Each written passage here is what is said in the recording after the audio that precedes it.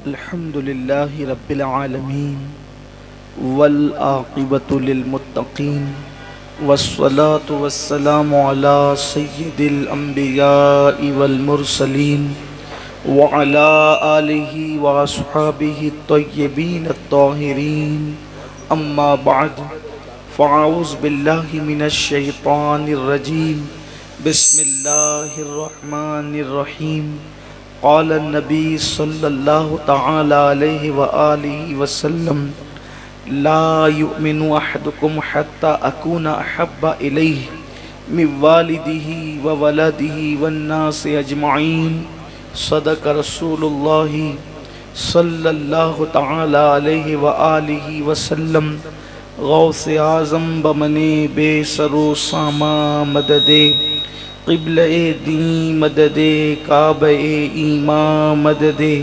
انتظار کرم تست من عینی را اے خدا جگو خدا بینو خدا دا مددے بگردہ بے بلا افتاد کشتی ضعیفانو شکستہ رات و پشتی بحق کے خواجہ عثمان ہارون مدد کن یا معین الدین چشتی مدد کن یا معین الدین چشتی مدد کن یا معین الدین چشتی انتہائی عقیدت و محبت کے ساتھ اپنے اور ساری کائنات کے مرکز عقیدت انیس بے کساں چارہ ساز درد منداں ہم غریبوں کے غم گسار ہم فقیروں کی ثروت شہر یار ارم تاجدار حرم نوبہار شفاعت شب اسرا کے دولہا نوشے بزم جنت دانائے سبل مولائے کل ختم الرسل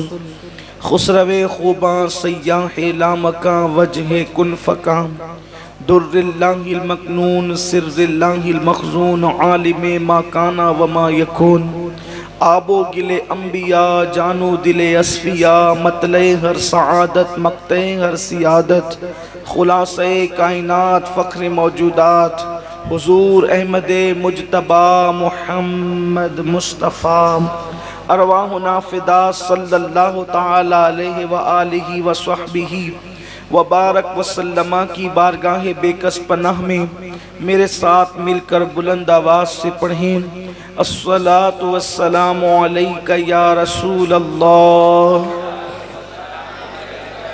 الصلاۃ والسلام علیک یا نبی اللہ والسلام علیک یا نبی اللہ الصلاۃ والسلام علیک یا حبیب اللہ الصلاۃ والسلام علیک یا حبیب اللہ وعلی آلک و اصحابک یا نور اللہ وعلی آلک وصحابک یا نور صلی اللہ اللہ تعالی علیہ وسلم صلی اللہ تعالی علیہ وسلم ذرے جھڑ کر تیری پیزاروں کے ذرے جھڑ کر تیری پیزاروں کے تاج سر بنتے ہیں سیاروں کے ہم سے چوروں پہ جو فرمائیں کرم ہم سے چوروں پہ جو فرمائیں کرم خلعت زر بنے پشتاروں کے اور صدق عدل و کرم و ہمت میں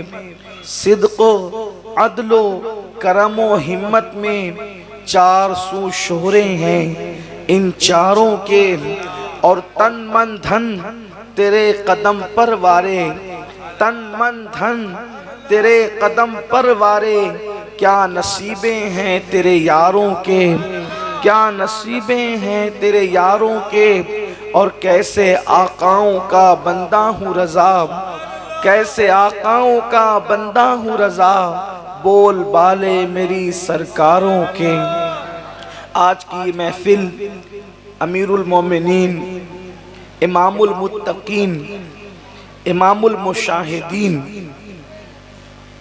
افضل البشر بعد الانبیاء بالتحقیق سیدنا ابو بکر صدیق یار غار مصطفیٰ سالار صحابہ رضی اللہ تبارک و تعالی عنہ کی شب وصال کے موقع پر انعقاد پذیر ہے اللہ تبارک و تعالی میری اور آپ سب کی حاضری کو شرف قبولیت عطا فرمائے۔ میرے پیارے آقا صلی اللہ تعالی علیہ وسلم کے پیارے دیوانوں، ایمان کیا ہے؟ اللہ کے حبیب مصطفیٰ جان رحمت صلی اللہ علیہ وآلہ وسلم نے فرمایا، لا یؤمن احدکم حتی اکون احب الیہ من والدی و ولدی والناس اجمعین، کہ تم میں کا کوئی اس وقت تک کامل مومن نہیں ہو سکتا جب تک وہ اپنے ماں باپ سے زیادہ، اپنی اولاد سے زیادہ اور تمام لوگوں سے زیادہ مجھ محمد سے محبت نہ کرے، اس وقت تک وہ کامل مومن نہیں ہو سکتا۔ عام طور پر کسی انسان کے دل میں کس کے لیے محبت کتنی ہے، کس کے لیے عشق کتنا ہے، کس کے لیے پیار کتنا ہے، اس کو جانچنے کے لیے کچھ نہ کچھ شواہد ہوتے ہیں، کچھ نہ کچھ قرائن ہوتے ہیں، کچھ نہ کچھ اصول اور ضابطے ہوتے ہیں کہ محبت کس کے دل میں کتنی ہے۔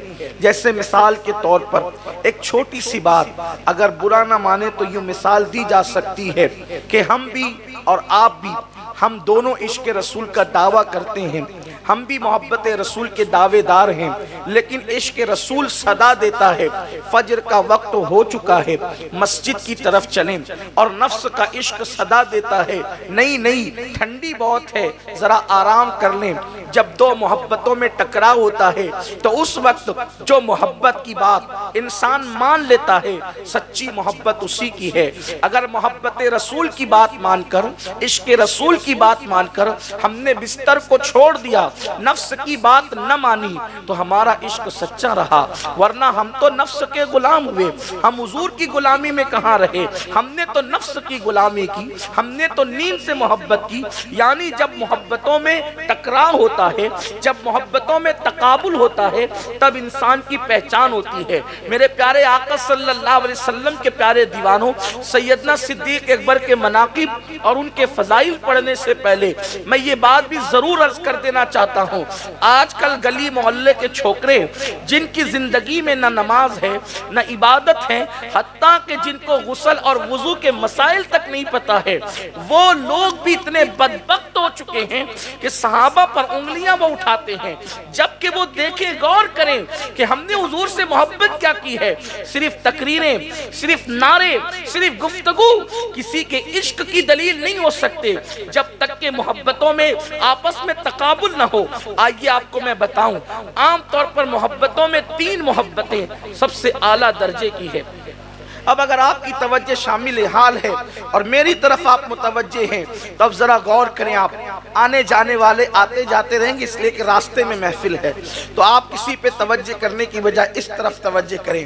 ساری محبتیں سمٹ آتی ہے 3 چیزوں کے اندر۔ ساری محبتوں کو اگر آپ سمیٹنا چاہیں تو وہ 3 چیزوں میں سمٹتی ہے، ایک مال، ایک آل اور ایک جان۔ یہ 3 چیزوں میں ساری محبتیں سمٹ آتی ہیں۔ آدمی سب سے زیادہ اگر کسی سے پیار کرتا ہے تو مال سے، مال سے زیادہ اگر کسی سے پیار کرتا ہے تو آل سے، اور آل سے بھی زیادہ کسی سے پیار کرتا ہے تو جان سے۔ یہ سب سے زیادہ پیاری چیز ہے۔ اب آئیے تینوں کی طرف دیکھیں اور پھر صدیق اکبر کی زندگی کو پڑھیں، صدیق اکبر کی زندگی کا مطالعہ کریں تو تب پتہ چلے گا کہ صدیق اکبر ہے کیا۔ میرے پیارے آقا صلی اللہ علیہ وسلم کے پیارے دیوانوں، کسی کے بھی متعلق کوئی رائے قائم کرنے سے پہلے ہمیں اس کی زندگی کو پڑھنا پڑے گا، اس کی زندگی کا مطالعہ کرنا پڑے گا، اس کی زندگی پر توجہ کرنی پڑے گی۔ دیکھو انسان سب سے زیادہ کس سے پیار کرتا ہے؟ مال سے، اور مال سے زیادہ پیار کس سے ہے؟ آل سے، اور آل سے زیادہ پیار کس سے ہے؟ جان سے۔ اور اللہ اکبر، دیکھیے مال سے کیوں پیار ہے؟ اسی مال کے لیے انسان کسی کو قتل کرتا ہے، اسی مال کے لیے انسان جھوٹ بولتا ہے، اسی مال کے لیے انسان رشوت لیتا ہے، اسی مال کے لیے انسان کسی سے دشمنی کرتا ہے۔ اب یہ بات بتانے کی ضرورت نہیں کہ مال کے لیے انسان کرتا کیا کیا ہے۔ قرآن کہتا ہے الہاکم التکاثر حتی زرتم المقابر، اللہ ارشاد فرماتا ہے ہلاک کر دیا تم کو مال کی زیادہ طلبی نے، حتیٰ کہ تم قبر کے گڑھے تک پہنچ گئے۔ میرے پیارے آقا علیہ السلام کے پیارے دیوانوں، لیکن مال سے زیادہ پیار کس سے ہے؟ اولاد سے۔ ثبوت کیا ثبوت ہے؟ مال سے زیادہ پیار اولاد سے. ایک بندہ دولت کمایا, سردی دیکھی نہ, گرمی دیکھی نہ, بارش نہ, صحیح نہ جھوٹ نہ, حلال نہ حرام, خوب مال جمع کیا. اللہ نہ کرے, ہزار بار نہ کرے, اس کا بچہ بیمار پڑ گیا. بچہ بیمار ہوا, ڈاکٹر نے کہا نو گارنٹی, کوئی گارنٹی اس کی نہیں ہے. اس وقت ایک انسان کھڑا ہو کے کیا کہتا ہے, ڈاکٹر صاحب میری پوری زندگی کی کمائی لے لیں لیکن میرا بچہ بچا لیں. کیا ثابت ہوا کہ مال سے زیادہ پیار کس سے ہے؟ آل سے. تبھی تو آدمی مال جھونک رہا ہے, تبھی تو آدمی مال لگانے کے لیے تیار ہے. لیکن اب آل اور جان میں جب تقابل ہوتا ہے, عام حالات میں نہیں پتا چلتا ہے, جب تقابل دو آمنے سامنے ہو تو آدمی کس کو ترجیح دیتا ہے؟ جان کو. مثال کے طور پہ کسی عورت کے شکم میں بچہ ہے, ولادت کا وقت قریب ہے, اللہ نہ کرے کسی ڈاکٹر نے یہ کہہ دیا یا تو ماں بچے گی یا تو بچہ بچے گا, دونوں میں سے کس ایک کو بچانا ہے, تو بولو اس وقت کیا کہتے ہیں؟ بچہ بچاتے ہیں. کس کو بچاتے ہیں؟ ماں کو بچاتے ہیں. کس کو بچایا آپ نے؟ جان بچائی, آل نہیں بچائی. تو پہلے مال, پھر آل اور پھر جان. لیکن اب ایمان اس کا نام ہے کہ آپ نے سب سے زیادہ مال سے پیار کیا, مال سے زیادہ آل سے پیار کیا, آل سے زیادہ جان سے پیار کیا. ایمان اس کو کہتے ہیں کہ جان سے زیادہ جب تک نبی سے پیار نہیں کرو گے اس وقت تک ایمان مکمل نہیں ہوگا. یہ ہے ایمان. اب اس کسوٹی پہ صدیق اکبر کو پرکھیں, اس کسوٹی پہ صدیق اکبر کو دیکھیں رضی اللہ تعالیٰ عنہ. اللہ اکبر. آئیے پہلی منزل جسے مال کی منزل کہتے, ایک طرف مال دوسری طرف رسول اللہ. کیا ہے؟ جس دن صدیق اکبر کلمہ پڑھ کے مسلمان ہوئے, جس دن صدیق اکبر کلمہ پڑھ کے مسلمان ہوئے, اس دن 40,000 درہم یا دینار انہوں نے اللہ کے رسول کی خدمت میں پیش کر کے عرض کیا کہ یا رسول اللہ, دین کے لیے پیسوں کی ضرورت ہے, سرکار میری طرف سے یہ قبول فرمائے. سیدنا صدیق اکبر نے جس دن اسلام قبول کیا اسی دن صدیق اکبر نے اتنا مال, 40,000 درہم چاندی کے سکے, کوئی معمولی رقم نہیں ہوتی. آج کل تو لوگ 5 روپے بھی مسجد میں دینے پہ ماتھے پہ شکن آتا ہے. جو صحابہ کا مقدمہ حل کرنے بیٹھے قاضی بن کر, انہوں نے 5 روپے بھی اللہ کے نام پہ کب دیا ہے. انہیں حق کیا ہے صحابہ پر گفتگو کرنے کا, اللہ اکبر, ان پر نکتہ چینی کرنے کا. صدیق اکبر نے 40,000 درہم اس دن دیے جس دن وہ اسلام قبول کرتے ہیں, اور اس کے بعد اسی پر معاملہ بس نہیں ہو گیا بلکہ آؤ دیکھو مال کا تقابل جب ہوا دین سے تو صدیق اکبر نے کیسے ترجیح دی. اللہ اکبر. ایک مرتبہ کا واقعہ ہے, مصطفیٰ جان رحمت صلی اللہ علیہ وآلہ وسلم راستے سے تشریف لے جا رہے ہیں اور کسی کی سسکیوں کی آواز, کسی کی آؤں فگاں کی آواز اللہ کے رسول صلی اللہ علیہ وآلہ وسلم کے کانوں میں آتی ہے. کس کی آواز تھی؟ ہاں ایک سیاہ رنگ کا, ایک اللہ اکبر, ایک سیاہ فام غلام کو مکے کی تپتی ہوئی ریت پر کسی بدبخت نے لٹایا تھا اور اس کے سینے پہ پتھر رکھا تھا, اور پتھر رکھ کر مسلسل اس کو چابک پر چابک مارا جا رہا تھا, اور کہا جا رہا تھا محمد عربی کو چھوڑ دو, محمد عربی کی غلامی سے دور ہو جاؤ, محمد عربی کے دامن کو اپنے ہاتھوں سے چھوڑ دو اور پھر اپنے پرانے مذہب کی طرف لوٹ آؤ. تو وہ سیاہ فام غلام اپنی زبان سے کہہ رہا تھا کہ میرے جسم کے ٹکڑے ٹکڑے تو کیے جا سکتے ہیں مگر میرے دل سے مصطفیٰ جان رحمت کی محبت نکالی نہیں جا سکتی, میرے دل سے مصطفیٰ جان رحمت کا پیار نکالا نہیں جا سکتا. اور وہ احد احد کہہ کر کے اللہ کی وحدانیت کا اعلان کر رہا تھا. اس جان کو, اس ذات کو کیا نام دیا جاتا ہے تاریخ میں؟ اس ذات کو بلال حبشی کا نام دیا جاتا ہے.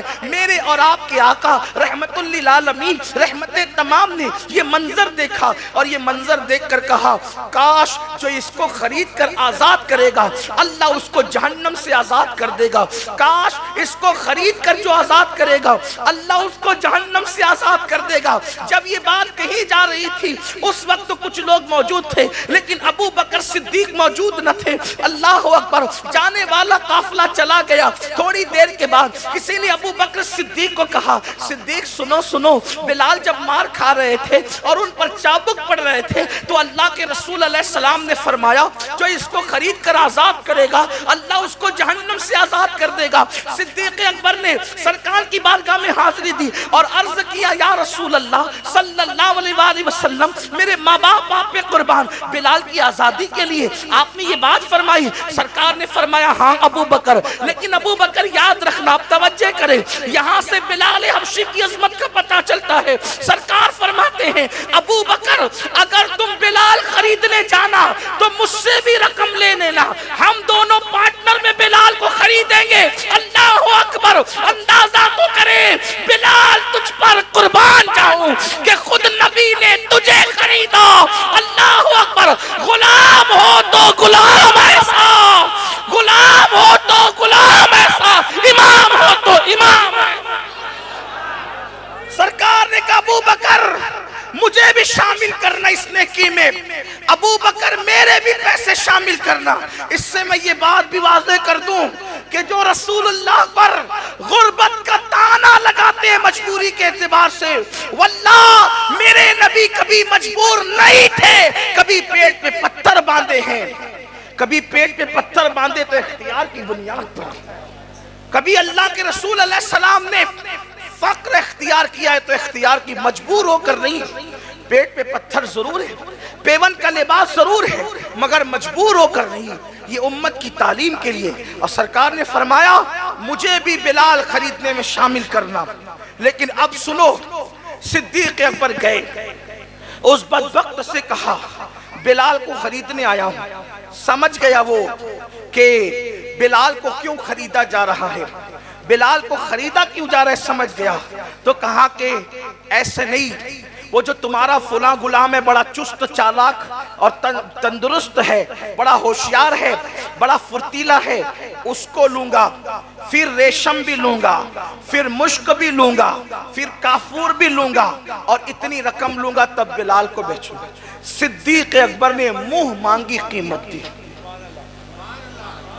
صدیق اکبر نے منہ مانگی، کس بنیاد پر؟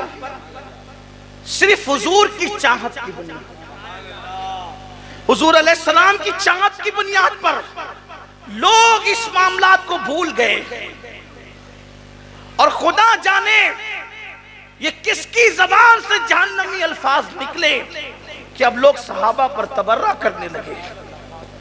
سوچو تو صحیح، اسلام کا ابتدائی دور ہے، ابھی غنیمت کا مال نہیں ہے، مال غنیمت تو مدینہ منورہ میں ہے، ابھی تو جیب کے خرچے ہو رہے ہیں، اور آنے والا کل کیسا ہوگا اس کی کوئی گارنٹی نہیں ہے۔ اللہ اکبر، سیدنا صدیق اکبر نے منہ مانگی قیمت دی، اور جب منہ مانگی قیمت دی اور بلال حبشی کو لے لیا تو بیچنے والا ہنس پڑا، بیچنے والا ہنس پڑا۔ اس نے کہا ابو بکر تو نے کسی سودے میں دھوکہ نہیں کھایا، آج تو اس سودے میں دھوکہ کھایا، میں تو تجھے بڑا ہوشیار سمجھتا تھا۔ صدیق اکبر نے کہا وہ کیسے دھوکہ؟ تو اس نے کہا کہ تو نے بلال کو لیا، رنگ کالا ہے اور گورے رنگ کا غلام دیا، پھر مشک بھی دیا، کافور بھی دیا، ریشم بھی دی، رقم بھی دی، یہ تیرے کام کیا آئے گا؟ معاذ اللہ، اس بدبخت نے کہا یہ تو کام چور ہے، یہ تیرے کیا کام آئے گا؟ صدیق اکبر نے کہا واللہ میں نے اسے اپنے کام کے لیے خریدا ہی نہیں ہے، تو بلال کا منہ دیکھتا ہے، میں بلال کا دل دیکھتا ہوں، میرا یار بلال کے دل میں بسا ہوا ہے، میرا یار بلال کے دل میں بسا ہوا ہے، میرا یار بلال کے دل میں بسا ہوا ہے۔ اگر یمن کی حکومت بھی دینی پڑتی تو یمن کی حکومت دے کر ابو بکر بلال کو خرید لیتا، میں چمڑی نہیں دیکھ رہا ہوں، عشق والا بلال کا دل دیکھ رہا ہوں۔ نعرہ تکبیر، نعرہ رسالت، نعرہ حیدری اور سیدنا صدیق اکبر۔ اب بلال کو لیا، فرمایا میں نے کوئی دھوکہ نہیں کھایا، بلال کو لیا، لے کر کے آئے، آقا میرے ماں باپ آپ پہ قربان، بلال کو لے آیا، پوچھا کتنے میں؟ عرض کیا اتنے میں۔ آقا نے فرمایا میں نے تم سے کہا تھا کہ بلال خریدنا تو مجھے بھی شامل کرنا، میں بھی رقم لگاؤں گا۔ صدیق اکبر کا جواب کیا تھا؟ آقا میں بھی آپ کا ہوں، میرا مال بھی آپ کا ہے، سرکار سب کچھ تو آپ کا ہے، جیسے بلال آپ کا غلام ہے ویسے ابو بکر بھی آپ کا غلام۔ دنیا میں ابو بکر کا ہے کیا؟ سب کچھ تو حضور آپ بھی، غلام کا مال تو آقا کا ہوتا ہے۔ اور پھر صدیق اکبر نے اب لمبی اور نہیں کر سکتا، وقت میں اتنی گنجائش نہیں ہے، ورنہ مال کہاں کا خرچہ کیا، ایک طویل داستان ہے، صرف اشارہ دے رہا ہوں۔ صدیق اکبر نے صرف بلال کو نہیں خریدا، حضرت بلال حبشی کی امی کو بھی خریدا۔ بلال حبشی کی ماں بھی کنیز تھی کافر کی، صدیق اکبر نے ان کو بھی خرید کے آزاد کیا۔ ایک بات ذہن سے نہ نکل جائے، یہ بھی کہہ رہا ہوں، جب اتنا مہنگا خریدا نا بلال حبشی کو، تو مکے کے کافروں نے ہوا اڑا دی، اس سے مسلمان بھی متاثر ہو گئے۔ دیکھیے ہوا ایسی اڑتی ہے کہ اس سے کوئی متاثر ہو سکتا ہے، پروپیگنڈا ہوتا ہی ایسا ہے۔ مکے کے کافروں نے ہوا یہ اڑائی، بھائی کوئی یوں ہی تھوڑی اتنے پیسے لگا کے کسی کو خریدتا ہے، بلال کا ضرور کوئی نہ کوئی احسان ہوگا ابو بکر پر، کچھ تو ہوگا، اسی لیے اتنا مہنگا خریدا، ورنہ کون ہے اتنا مہنگا خریدنے والا؟ جب یہ بات آئی قربان، یہ مرتبہ صدیق کا ہے، یہ مرتبہ صدیق کا ہے۔ تو ابو بکر کی برائی کون کر رہے تھے؟ مکے کے کفار۔ ابو بکر کی برائی کون کر رہے تھے؟ مکے کے کفار۔ اور پتا چلا نبی کے یاروں کی برائی کرنا کافروں کی پرانی عادت ہے۔ نبی کے یاروں کی برائی کرنا کافروں کی پرانی عادت ہے۔ اور نبی کے یاروں کی حمایت میں جواب کون دے رہا تھا؟ اعتراض کیا مکے کے کافروں نے، اتنا مہنگا تو خریدا، یوں ہی تھوڑی خریدا ہوگا، کوئی نہ کوئی احسان ہوگا بلال کا، تب اتنا مہنگا خریدا۔ وہ ہوا اڑتی ہوئی کافروں کی طرف سے آئی، کچھ مسلمان بھی پروپیگنڈے کا شکار ہو گئے۔ ادھر صدیق اکبر کے کانوں میں بات آئی کہ لوگ کہتے ہیں کہ ابو بکر کا بلال پہ، بلال کا ابو بکر پہ کوئی احسان ہوگا تبھی اتنا مہنگا خریدا، وگرنہ کوئی کسی کو اتنا مہنگا نہیں خریدتا اور آزاد نہیں کرتا۔ اعتراض مکے کے کافر کر رہے تھے، جواب آسمان سے آ رہا تھا، اس کا کسی پر کوئی احسان نہیں ہے، اس نے یہ جو آزاد کیا ہے وہ صرف اپنے اللہ کی رضا کے لیے آزاد کیا۔ نعرہ تکبیر، نعرہ رسالت، نعرہ حیدری، او سیدنا صدیق اکبر۔ الزام کس نے کلیئر کیا؟ اللہ نے۔ بلال کا کوئی احسان نہیں ہے، اور کوئی غلام کسی پہ احسان بھی کیا کر سکتا ہے؟ اس نے تو کس لیے آزاد کیا؟ کیا قربان جائیں صدیق اکبر کا مرتبہ کیا ہے؟ اللہ نے فرمایا یہ اللہ کی رضا کے لیے اس نے آزاد کیا، اور پھر کہہ بھی دیا وَلَا سَوْفَ يَرْضَىٰ، اور اللہ اس سے راضی ہو گیا۔ کافر راضی ہو یا نہ ہو ابو بکر سے، اللہ راضی ہو گیا۔ یہ صدیق، تو صدیق اکبر نے بلال کو آزاد کرایا، ان کی امی کو آزاد کرایا، اس کے بعد پھر بلال حبشی کو اور ان کی امی کو نہیں، بلکہ پھر صدیق اکبر نے حضرت عامر ابن فہیرہ کو بھی خرید کر آزاد کرایا۔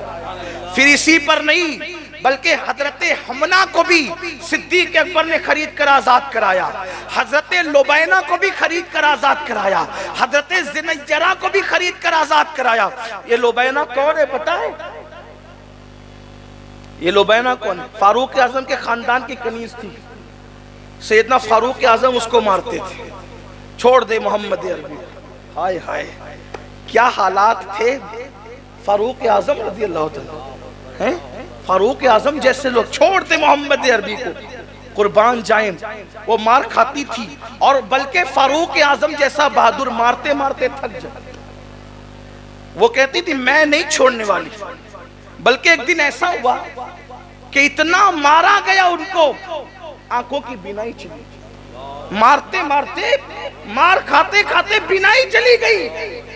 سوچے تو صحیح ذرا، آج لوگ کہتے ہیں ہم مکی دور میں ہیں، ہم مکی دور، میں کہتا ہوں مکی دور آپ کو پتہ ہی کیا ہے؟ کائے کا مکی ہے؟ حضور پہ ایمان لانے پر اتنا مارا گیا کہ اندھی آنکھیں ہو گئی، اتنی مار پیٹ ہوئی، خاندان کے لوگوں نے مل کے مارا ایک کنیز کو۔ اللہ اکبر واللہ استغفر اللہ۔ آپ اس طرف نہ جائیں کہ میں فاروق اعظم کی برائی کرنے بیٹھ گیا۔ اللہ اکبر، ہم تو صحابہ کا دفاع کرتے ہیں جو ابھی میں کر رہا ہوں۔ البتہ یہ ہے کہ اسلام سے پہلے کے جو معاملات اور جو خطائیں ہیں، اسلام لانے کے بعد جب کفر معاف ہو جاتا ہے، شرک معاف ہو جاتا ہے، تو کنیزوں کو مارنا بھی معاف ہو جاتا ہے۔ اسلام تو ہے ہی وہ چیز، لیکن صرف بتانا یہ چاہتا ہوں کہ کتنا ظلم کیا مکے والوں نے مسلمانوں پر۔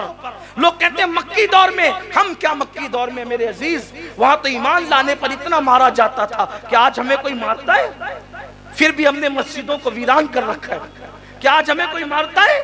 پھر بھی ہم نے داڑیاں منڈا کے گٹروں میں پھینک رکھی ہے۔ کہ آج بھی ہمیں کوئی دین کے نام پہ مارتا ہے؟ کوئی نہیں مارتا۔ بلکہ آج بھی میرے ملک و ہندوستان کی حالات یہ ہے کہ اگر ایئرپورٹ پر کوئی بندہ نماز کے لیے کھڑا ہو جائے تو ہمارے ملک کا ہندو بھائی ہمارا وہاں کھڑے ہو کر لوگوں کو کہتا ہے یہ نماز پڑھا، اس کے آگے سے مت جانا۔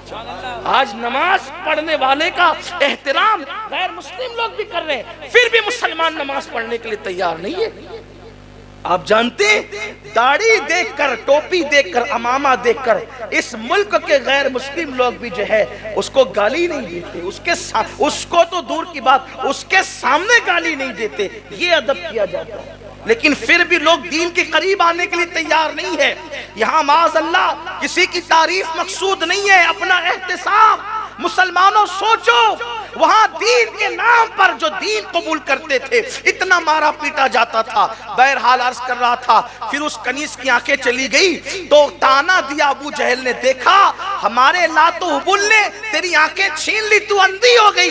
اگر تو حق پر ہوتی تو تیری آنکھیں کیوں جاتی؟ اندھی اگر تو حق پر ہوتی تو تیری آنکھیں کیوں جاتی؟ تو اس کنیز نے کہا واللہ اگر تیرے لات و حبل میں اتنی طاقت ہے کہ وہ میری آنکھیں چھین سکے، ان کو تو اتنا بھی ہوش نہیں ہے کہ ان کی عبادت کون کرتا ہے، ان کی آگے ہاتھ جوڑ کے کون کھڑے رہتا ہے۔ تمہارے بتوں کو تو اتنا بھی نہیں پتا، وہ کیا میری آنکھیں چھینیں گے؟ اور رہی بات حق کو باطل کی، تو شام ہو رہی ہے، دیکھنا صبح سے پہلے میرا اللہ میری آنکھوں کو واپس کر دے گا۔ اور صبح ہوئی اور اللہ نے ان کی آنکھوں کو واپس کر دیا۔ نعرہ تکبیر، نعرہ رسالت، نعرہ حیدری، او سیدنا صدیق اکبر۔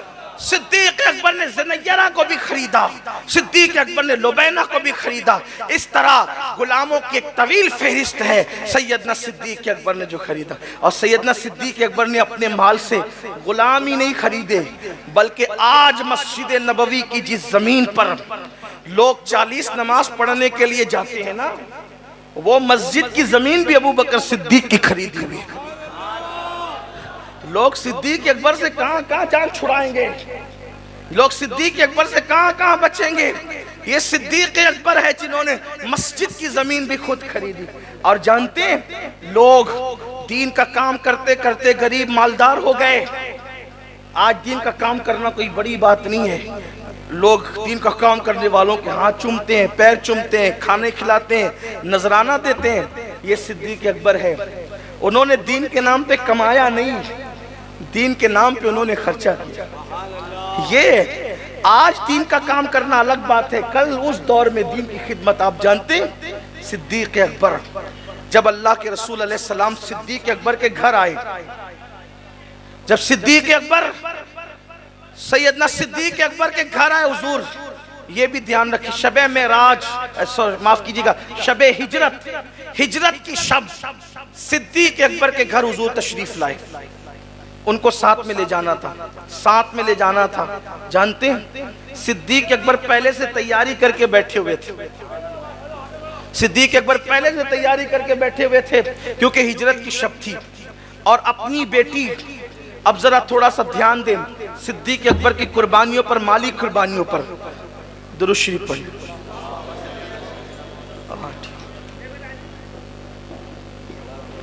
عاشقوں کی طرح درود شریف پڑھنے، آپ پیچھے والے بھی سب کھڑے بیٹھے سب پڑھے۔ رب صلی وسلم دائما ابدا علی حبیبک خیر الخلق کلہم۔ صدیق اکبر نے ہجرت کی شب سے پہلے 2 اونٹنیاں تیار کر رکھی تھی، ساری تیاری تھی، توشہ سفر بھی لے جانا تھا۔ جب توشہ سفر باندھا جانے لگا، جلدی تھی، عجلت تھی، کتنی عجلت تھی ذرا اس کا اندازہ کریں۔ جب توشہ سفر باندھا جانے لگا تو عجلت میں رسی نہیں مل رہی تھی۔ عجلت میں بھئی کوئی جلدی کام ہو نا، جیسے ٹرین چھوٹنے والی ہو، فلائٹ چھوٹ، تو آدمی کیسے بالکل مستانہ وار یہ کرے کہ وہ کرے کہ، تو وہاں کچھ چھوٹنا نہیں تھا۔ وہاں یہ تھا تھوڑی تاخیر سے کافروں کا دوڑ کر یہاں آ جانا تھا اور حضور علیہ السلام کو نقصان پہنچانا تھا۔ صدیق اکبر جب توشہ باندھا جانے لگا تو رسی ادھر ادھر تلاش کرنے لگے۔ جب رسی نہیں ملی تو بیٹی سے کہا، اپنی بیٹی سے، حضرت اسماء بنت ابو بکر سے، کھڑی منہ کیا دیکھتی ہے؟ یہ تیری کمر میں جو پٹکا ہے نا، یہ کس کام کے لیے؟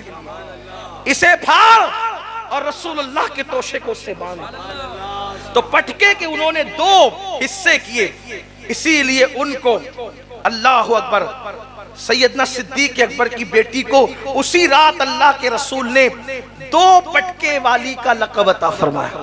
حضرت اسماء بنت ابو بکر کو، سوچے تو صحیح، رسی نہیں ملی، حضور کی جان کو خطرہ ہے صدیق اکبر کے اپنے خیال میں، تو سیدنا صدیق اکبر نے رسی ڈھونڈنے کا انتظام نہیں کیا، بلکہ بیٹی سے کہا اپنا کمر بند پھاڑ دے، اب نہیں کچھ ہے تو کمر بند، اور انہوں نے کمر بند پھاڑ دیا اور اسی سے رسول اللہ کا توشہ باندھ دیا گیا۔ پھر کیا تھا؟ نکلے، خیال آیا میرے ابا نابینا ہو گئے بڑھاپے کی وجہ سے، وہ شور کریں گے۔ شور کیوں شور کریں گے؟ شور اس لیے کریں گے کہ جب میں نکل کے چلا جاؤں گا، پردیس جانا ہے نا، کہاں جانا ہے؟ پردیس۔ قیام کتنے دن ہے؟ کوئی گارنٹی، 1 دن، 2 دن، 4 دن، 10 دن، 20 دن، 100 دن، مہینے، 2 مہینے، 5 مہینے، 6 مہینے، پتہ نہیں وہاں کے حالات کیسے ہوں گے، لوگ مدد کریں گے یا نہیں کریں گے۔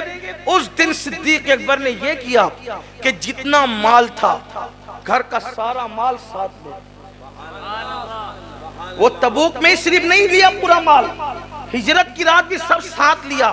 جب سب ساتھ لیا، چونکہ والد ان کے نابینا ہو گئے تھے، بیٹی دیکھ رہی تھی حضرت اسماء یہ منظر، تو سیدنا صدیق اکبر نے کہا اسماء جب میں چلا جاؤں گا، تیرا دادا صبح کو اٹھے گا اور اٹھنے کے بعد پوچھے گا تیرا ابا کہاں ہے، تو پھر اس کو تو پتا ہوگا کہ میں چلا گیا، تو پھر وہ کہے گا کہ ہمارے لیے کیا چھوڑ گیا؟ وہ حضور کے ساتھ گیا تو سب لے کر کے گیا ہوگا، تو ہمارے لیے کیا چھوڑ گیا؟ بیٹی چونکہ لے تو سبھی جانا ہے، وہاں کے حالات پتہ نہیں کیسے ہیں، لے تو سبھی جانا ہے، حالات پتہ نہیں وہاں کے کیسے ہیں، اس لیے اب جب تمہارا دادا پوچھے گا تو تم کیا جواب دو گی؟ اسماء نے کہا کیا جواب دوں گی؟ تو کہا کہ تھیلی میں کنکر بھر لینا، اس کو باندھ دینا اور کہنا کہ یہ چھوڑ کے گیا، یہ نہیں کہ یہ پیسے چھوڑ کے، نہیں یہ چھوڑ کے گیا، چونکہ نابینا ہے وہ ٹوئے گا، میرا تیرا دادا ابھی مسلمان نہیں ہوئے تھے، وہ ٹوئے گا، چھوئے گا تو ان ٹھیکڑیوں کو چھو کے لگے گا کہ درہم بندے ہوئے ہیں، چپ ہو جائے گا، شور نہیں کرے گا۔ لے کے سب گئے اور کہا کہ ٹھیکڑیاں باندھ لینا۔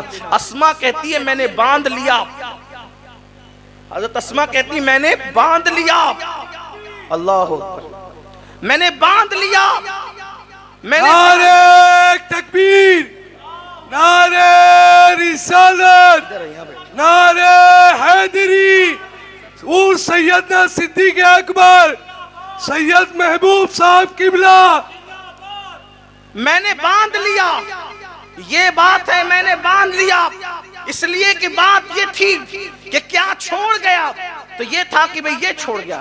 اب وہ تھی صدیقہ، کون تھی؟ صدیقہ۔ دراصل بات یہ ہے کہ جو واقعے کے عین مطابق گفتگو کرے اس کو کہتے ہیں صادق، جو واقعے کے عین مطابق گفتگو کرے اس کو کیا کہتے ہیں؟ صادق۔ جیسے محبوب باپو تشریف لائے، یہ ہے خبر سچی واقعے کے مطابق، اور یہ کہ بات کہنے والا ہے صادق، ٹھیک ہے؟ جو بات کو واقعے کے مطابق کہے اس کو کہتے ہیں صادق، سچا، اور جس کے کہنے کے مطابق واقعہ بن جائے اس کو کہتے ہیں صدیق، جو واقعے کے مطابق گفتگو کرے صادق، اور جس کے کہنے کے مطابق واقعہ بن جائے اس کو کہتے ہیں صدیق، جو کہہ دے وہ ہو جائے اس کو کہتے ہیں صدیق۔ اور اسماء تھی صدیقہ، جب وہ ٹھیکڑیاں باندھ دیا، دادا کے آگے رکھ دیا تو کہا کہ تیرا بابا محمد عربی کے ساتھ چلا گیا؟ ہاں چلا گیا۔ ہمارے لیے کیا چھوڑ گیا؟ رسیوں سے باندھ کر تھیلی آگے کر دی، یہ چھوڑ گیا۔ ٹوتے ٹوتے بڑے میاں کی زبان سے نکلا، اس میں کیا ہے؟ یہ گمان نہیں تھا، گمان تو یہ تھا اسی پر قصہ تمام ہو جائے گا، آگے کی بات کسے پتا؟ اور اگر پتا بھی تو توجہ قدرت نے نہیں دلائی، اس لیے کہ کچھ اور بتانا مقصود تھا۔ پوچھا اس میں کیا ہے؟ اب چونکہ صدیق کی صدیقہ تھی، کیونکہ باپ کا سر گھر میں بچوں پہ پڑتا ہے، باپ شرابی ہوگا تو بچے کم سے کم سگریٹ تو پیئیں گے، شراب نہ پیئے تو۔ باپ جھوٹا ہوگا 10 باتیں، 2 تو کم سے کم بچے جھوٹ بولیں گے، اس لیے کہ باپ کا سر بچوں پہ پڑتا ہے۔ وہ صدیق کا گھر تھا، صدیق کا گھر، جہاں صدیق باپ تھا اور بیٹیاں صدیقہ تھی۔ اللہ اکبر، اللہ اللہ سوچ میں پڑ گئی، کیا کہوں؟ اگر کہتی ہوں کہ پتھر ہے شور کرے گا، ہجرت کا راز کھل جائے گا، اگر کہتی ہوں کہ پیسے ہیں تو جھوٹ ہو جائے گا، لیکن صدیقہ نے سوچا چلو کم سے کم ہجرت کا راز بچانے کے لیے پیسے بول دو، کم سے کم جانے بچ جائے گی۔ کہا اس میں درہم ہے، صدیقہ اسماء کہتی ہے میرا درہم کہنا تھا، خدا نے یوں لاج رکھی کہ اسے درہم میں تبدیل فرما۔ نعرہ تکبیر، نعرہ رسالت، نعرہ حیدری اور سیدنا صدیق اکبر۔ جس کی بیٹی کی زبان کی لاج قدرت اتنی رکھتی ہو، اس ابو بکر کی زبان کی لاج کتنی رکھی جاتی ہو، اللہ اکبر۔ لیکن کہنے کا مطلب یہ ہے کہ صدیق اکبر پورا مال لے گئے اور مسجد نبوی کی زمین بھی خود خریدی، وقف کی۔ حضور علیہ الصلوۃ والتسلیم اس وقت جس کی زمین پہ آرام کر رہے ہیں، بڑھ کر ایک بات کہہ دو اگر ہضم کر سکتے ہو تو، اپنا حال تو امام شافعی جیسا ہے۔ امام شافعی کہتے ہیں جب ہم صحابہ کی تعریف کرتے ہیں تو لوگوں کو ہم خارجی دکھنے لگتے ہیں، اور جب اہل بیت کی تعریف کرنے لگتے ہیں تو لوگوں کو ہم رافضی دکھنے لگتے ہیں۔ امام شافعی کہتے ہیں لیکن یہ بدعقل لوگ ہیں، نہ ہم خارجی نہ رافضی، ہم اہل سنت ہے، اس لیے کہ جب صحابہ کے فضائل پڑھتے ہیں تو دل کھول کے پڑھتے ہیں، اور جب اہل بیت کے فضائل پڑھتے ہیں تو بھی دل کھول کے پڑھتے ہیں۔ عقل کے اندھوں کو ہم کچھ بھی لگے لیکن ہم ہیں تو اہل سنت، اہل سنت کا ہے بیڑا پار، اصحاب حضور نجم ہے اور ناؤ ہے عطرت رسول اللہ۔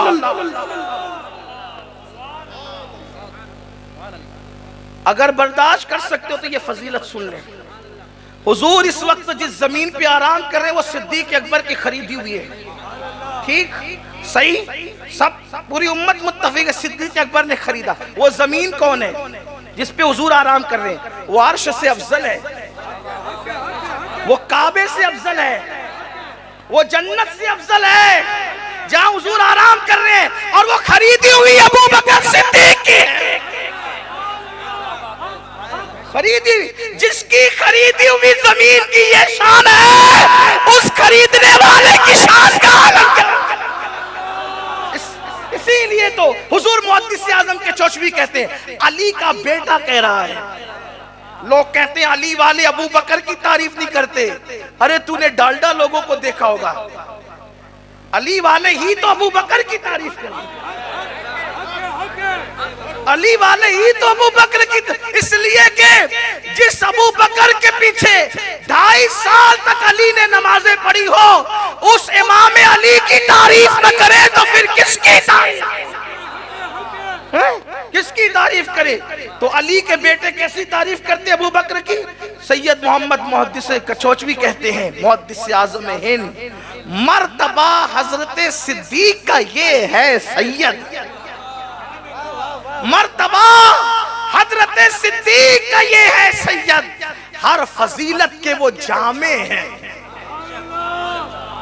ہر فضیلت سے وہ متصف نہیں ہے۔ توجہ آپ کی، اصل بات یہ ہے، شعر پڑھنا مقصد نہیں ہے، توجہ دلانا۔ مجھے اس کا احساس ہے کہ بمبئی میں شعر پڑھ رہا ہوں، لکھنؤ دلی نہیں ہے، یہ بھی مجھے احساس ہے۔ جہاں کا جار الہ اور آر الہ لوگ بولتے ہیں نا، وہاں یہ اردو کا شعر پڑھ رہا ہوں، آسانی سے سمجھ میں نہیں آئے گا، لیکن دھیان دیں عاشقان مصطفیٰ، مرتبہ حضرت صدیق کا یہ ہے سید، ہر فضیلت کے وہ جامع ہیں۔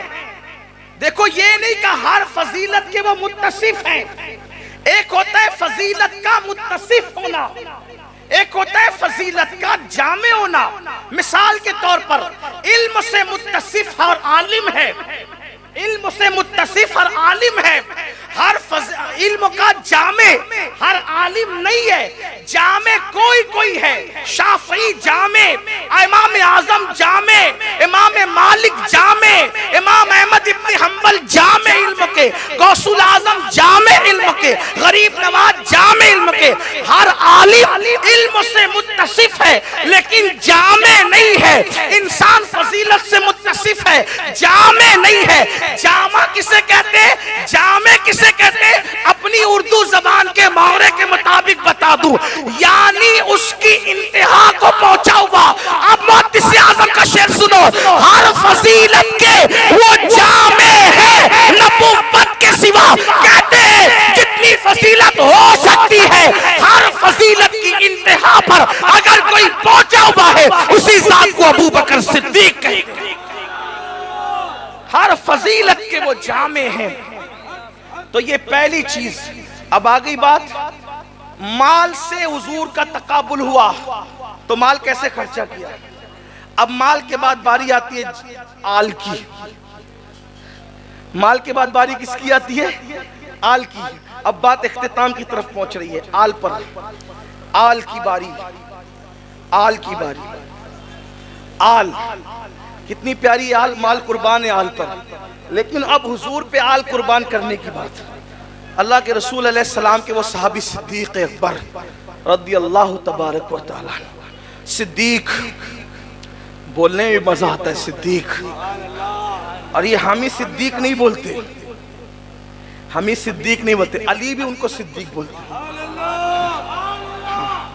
میرے مولا پاک نے بھی ان کو صدیق کہا ہے، امام زین العابدین نے بھی ان کو صدیق کہا ہے، امام باقر نے بھی ان کو صدیق کہا ہے، امام جعفر صادق نے بھی ان کو صدیق کہا ہے۔ امام جعفر صادق تو کہتے ہیں کہ میں ابو بکر سے 2 مرتبہ پیدا ہوا۔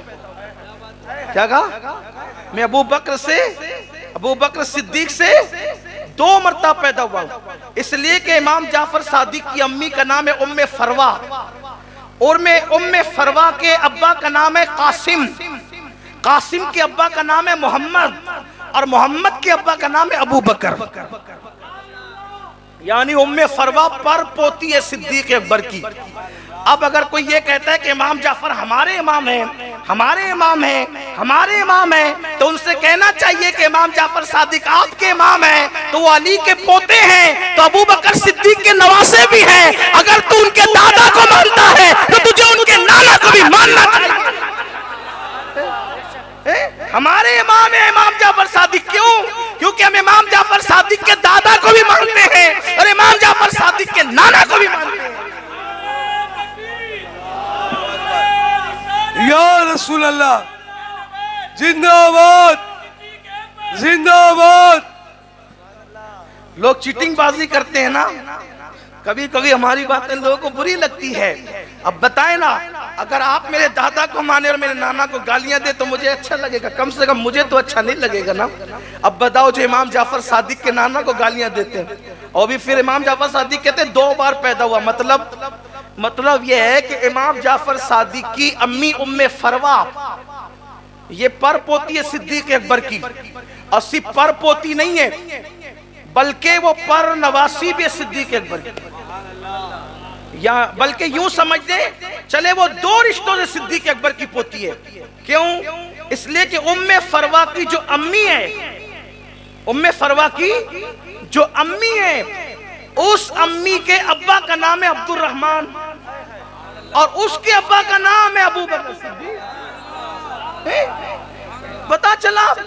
اب پتا چلا کہ دو رشتے سے ام فروا صدیق اکبر کی پوتی ہے، نواسی بھی کہہ سکتے چونکہ بیچ میں ان کی پوتی کی بیٹی ہے تو نواسی بھی ہوئی، لیکن اللہ اکبر دو رشتوں سے پوتی ہے، اور وہی پوتی ام فروا امام محمد باقر کی بیوی ہے، اور وہ امام باقر کی بیوی امام جعفر صادق کی امی۔ اب یہ جو سارے امام آئے ہیں وہ اولاد کس کے ہو رہے ہیں؟ ایک طرف سے نسب کے اعتبار سے ددیالی رشتے سے علی کی اولاد ہے تو ننیالی رشتے سے ابو بکر صدیق کی اولاد ہے۔ ارے جب شرابیوں کے خاندان میں امام پیدا نہیں ہوتے تو کافروں کے خاندان میں امام کیسے پیدا ہو سکتے ہیں؟ اسی لیے پتا چلا ابو بکر صدیق اللہ اکبر، سیدنا صدیق اکبر کو صدیق کہا ہے نا، صدیق اکبر کو صدیق کہا ہے۔ ایک شخص ایک مسئلہ پوچھنے کے لیے آیا امام جعفر صادق سے، یہ امام جعفر صادق کون ہے پتہ ہے؟ اب ذرا وہ بھی سن لیں، امام جعفر صادق کون ہے پتہ ہے؟ یہ امام اعظم کے بھی امام ہیں۔ امام اعظم جس کی جوتیاں سیدھی کرتے ہیں وہ امام جعفر صادق۔ اگر آپ برا نہیں مانے اس لیے کہ بات یہ سچی ہے، آپ کہیں گے ہمارے امام کو جوتیاں سیدھی کروا دی، ہاں اہل بیت کی اہل سنت ایسے ہی تعظیم کرتے ہیں، اور یہ توہین نہیں ہے ان کی جوتیاں سیدھی کرنا۔ اوروں کے یہاں جھکنے سے بہت زیادہ صلہ ملتا ہے اہل بیت کے یہاں جھکنے۔ ہاں، اور اب دوسرا تعارف کراؤں امام جعفر صادق کا۔ دوسرا تعارف یہ ہے کہ وہ بہلول دانا جو 2 درہموں میں جنت بیچا کرتا تھا وہ مجذوب، وہ بھی جوتیاں سیدھی کرتے امام جعفر صادق کی۔ جس کی جوتی سیدھی کرنے والے لوگ اتنے بڑے ہیں اس کی جوتی کتنی عظیم ہوگی، اور جس کی جوتی اتنی عظیم ہوگی اس کے پیر کتنے عظیم ہوں گے، اور جس کے پیر اتنے عظیم ہوں گے اس کا سر کتنا عظیم ہوگا۔ اس ذات کو کہتے ہیں جعفر صادق، جسے قدرت نے جنت بیچنے کا اختیار دیا۔ اب جب بہلول جنت بیچ سکتا ہے ان کا غلام، تو یہ کیوں نہیں بیچ سکتے؟ مجھے بات ہے امام جعفر صادق، اگلا مہینہ انہی کا ہے، ان کا بھی مہینہ آئے گا تو لوگوں کو بڑی مرغی کے مرض آتے ہیں، وہ یہ تو فلاں کرتا ہے تہوار تو تم کیوں کرتے ہو، تو وہ فلاں ناچتا ہے تو تم لوگ ناچنا بند نہیں کرتے، تو وہ فلاں تہوار تو ہم کیوں اس کو بند کر دیں؟ کیوں؟ اس لیے کہ اس کی نیت الگ ہے، ہماری نیت الگ ہے۔ اس کی نیت کسی کی وفات کا جشن ہے، ہماری نیت کسی کی بارگاہ میں ایصال ثواب ہے۔ تو یہ اعمال کا ثواب تو نیتوں پر ہے نا۔ آپ اب ہماری نیتوں کو بھی جانچنے لگے، خدا کر اللہ انہیں توفیق عطا۔ اب میں گفتگو اختتام پہ پہنچاتا ہوں، اب گفتگو مکمل نہیں کروں گا اختتام کو، آپ تھک نہ جائیں۔ مجھ سے کہا جا رہا ہے کہ وقت ہے بولیں، لیکن میری عادت یہ ہے اس سے پہلے کہ لوگ تھک جائیں ہم اپنی گفتگو مکمل کر لیں، لیکن آپ توجہ کریں، 2-3 بات پڑھتا ہوں، بات مکمل کرتا ہوں، دھیان دیں۔ امام جعفر صادق جس کو اللہ نے جنت بیچنے کا اختیار دیا، ایک مرتبہ امام جعفر صادق کے پاس ان کا ایک پڑوسی آیا اور کہنے لگا حضرت مجھے گھر بیچنا ہے، میں گھر بیچنا چاہتا ہوں۔ فرمایا ٹھیک ہے ہمیں بیچ دو۔ حضرت قیمت؟ فرمایا کہ یہاں اگر تم یہ گھر مجھے بیچ دو گے تو اس کے بدلے میں تمہیں جنت میں گھر دوں گا۔ یہ مالک جنت کی اولاد کے لہجے ہیں، ہم تمہیں جنت میں گھر دے دیں گے۔ کہا حضرت لیکن اس دور کے لوگ بھی کتنے سچے سچے تھے، عقیدے کے اچھے تھے، انہوں نے کہا حضرت دستاویز تو تیار کرنی ہوگی نا، تو آپ ہمیں لکھ کے دے دیں، گھر آپ کا ہم لکھ کے دیتے، جنت ہماری آپ لکھ کے دیں۔ امام جعفر صادق نے لکھ دیا، ہم نے اس سے گھر لیا، اس کے بدلے میں جنت دی۔ اور حج کے ایام آئے، امام جعفر صادق چلے گئے حج کے لیے۔ کہاں گئے؟ حج کے لیے۔ خدا کا کرنا وہ حج کے لیے گئے، ادھر اس کی طبیعت خراب ہو گئی۔ جس نے جنت خریدا تھا مکان دے کر، اس نے وصیت کی میرا انتقال ہو جائے تو یہ چٹھی امام کے ہاتھ کی لکھی میرے کفن میں رکھ دینا، اس لیے کہ دستاویز ہے جنت کی، ساتھ میں لے جانا ہوگا دکھانے کے لیے، تو پھر جنت ملے گی اسی پر۔ اب ہوا انتقال، گھر والوں نے رکھ دیا کفن میں رکھ دیا۔ امام جعفر صادق حج کر کے واپس آئے۔ جب حج کر کے واپس آئے تو اس کے جو وارث تھے ان کی نیت خراب ہو گئی، وہ سب کے سب چلے آئے امام کے پاس، کہنے لگے واہ صاحب آپ نے تو ہمارا گھر لے لیا، ہمارے گھر پہ قبضہ کر لیا۔ امام نے فرمایا ہم نے قبضہ نہیں کیا، ہم نے خریدا ہے اصول کے مطابق۔ کہا کتنے میں خریدا؟ کہا پوچھو۔ کہا اس کا تو انتقال ہو گیا، ہم اس کے وارث ہیں۔ کہا دیکھو ہم نے اس کو جنت میں محل دیا تھا اور یہاں کا گھر خریدا تھا۔ تو کہا وہ دستاویز لکھ کر دی تھی۔ کہا لو صاحب یہ بھی کوئی سودے ہوتے ہیں؟ جنت میں محل دے دیا اور یہاں کا گھر لے لیا، آپ نے لے لیا ہمارا گھر۔ فرمایا امام جعفر صادق نے سودا تم سے نہیں کیا تھا، سودا جس سے کیا تھا اب جا کر اس سے پوچھو کہ میں سودے میں سچا ہوں کہ نہیں۔ کہا لو صاحب یہ بھی کوئی بات ہوئی، وہ تو مر کے قبر میں چلا گیا، ہم اس سے کیا پوچھنے جائے۔ فرمایا جاؤ تو صحیح، جاؤ تو صحیح۔ اللہ اکبر، سیرت نگار لکھتے جب وہ پہنچے اس کی قبر پر تو جو چٹھی انہوں نے اپنے ہاتھ سے اس کے کفن میں رکھی تھی وہ چٹھی اس قبر پر پڑی ہوئی تھی۔ ایک طرف امام جعفر صادق کی تحریر تھی اور دوسری طرف اس کی تحریر تھی کہ امام نے جو وعدہ کیا تھا اس وعدے کے مطابق مجھے جنت میں محل مل چکا ہے۔ یہ امام جعفر صادق ہے، اہل بیت کے چھٹے امام۔ اب ان کے پاس کوئی مسئلہ پوچھنے آیا، کہنے لگا کہ حضرت یہ بتائیں کہ تلوار میں جو چاندی کی موٹ لگائی جاتی ہے وہ جائز ہے کہ ناجائز؟ کیا ہے؟ جائز ہے کہ ناجائز؟ اب اگر مجھ سے کوئی پوچھے کہ چائنیز کھانا جائز ہے کہ ناجائز تو میں کہوں گا جائز ہے، تو کہیں گے اس کی دلیل کیا ہے؟ تو میں کہوں گا کہ وہ جو فلاں خان صاحب فلم دنیا میں کام کرتے نا وہ بھی چائنیز کھاتے ہیں۔ کہا واہ جی واہ، بڑی دلیل لائی آپ نے، آپ بھی غیر معتبر ہو گئے غیر معتبر کا حوالہ دے کر۔ صحیح یہی نا بھائی، جائز بتانا ہے تو اس کا حوالہ دو، دامن نچوڑ دے تو فرشتے وضو کرے، یہی تو ہے، یہی تو ہے۔ کہا کہ یہ ڈش کھانا جائز ہے کہ ناجائز؟ وہ فلاں خان صاحب کا حوالہ دیا ناچنے والے کا تو میں غیر معتبر ہو گیا، لیکن اگر میں نے یہ کہہ دیا کہ علامہ اختر رضا خان صاحب کو میں نے کرتے دیکھا ہے، یہاں بھی خان صاحب ہے نا، لیکن یہ کہہ دوں کہ علامہ اختر رضا خان صاحب جنہیں ہم اور آپ محبت پیار سے تاج الشریعہ کہتے ہیں ان کو کرتے دیکھا ہے۔ کہا نہیں اب بات مکمل ہے۔ کیوں؟ کیونکہ جس کے کردار پر، جس کے ایمان پر، جس کے تقوی پر، جس کی پرہیزگاری پر اعتماد ہو وہی ذات حوالہ بنتی ہے، اور جس کے تقوی پہ پرہیزگاری پر اعتماد ہی نہ ہو، جو آدمی خود ڈاؤٹ فل ہو، وہ کیا حوالہ بنے گی؟ اس کا حوالہ دینے والا خود جو غیر معتبر ہو جائے گا۔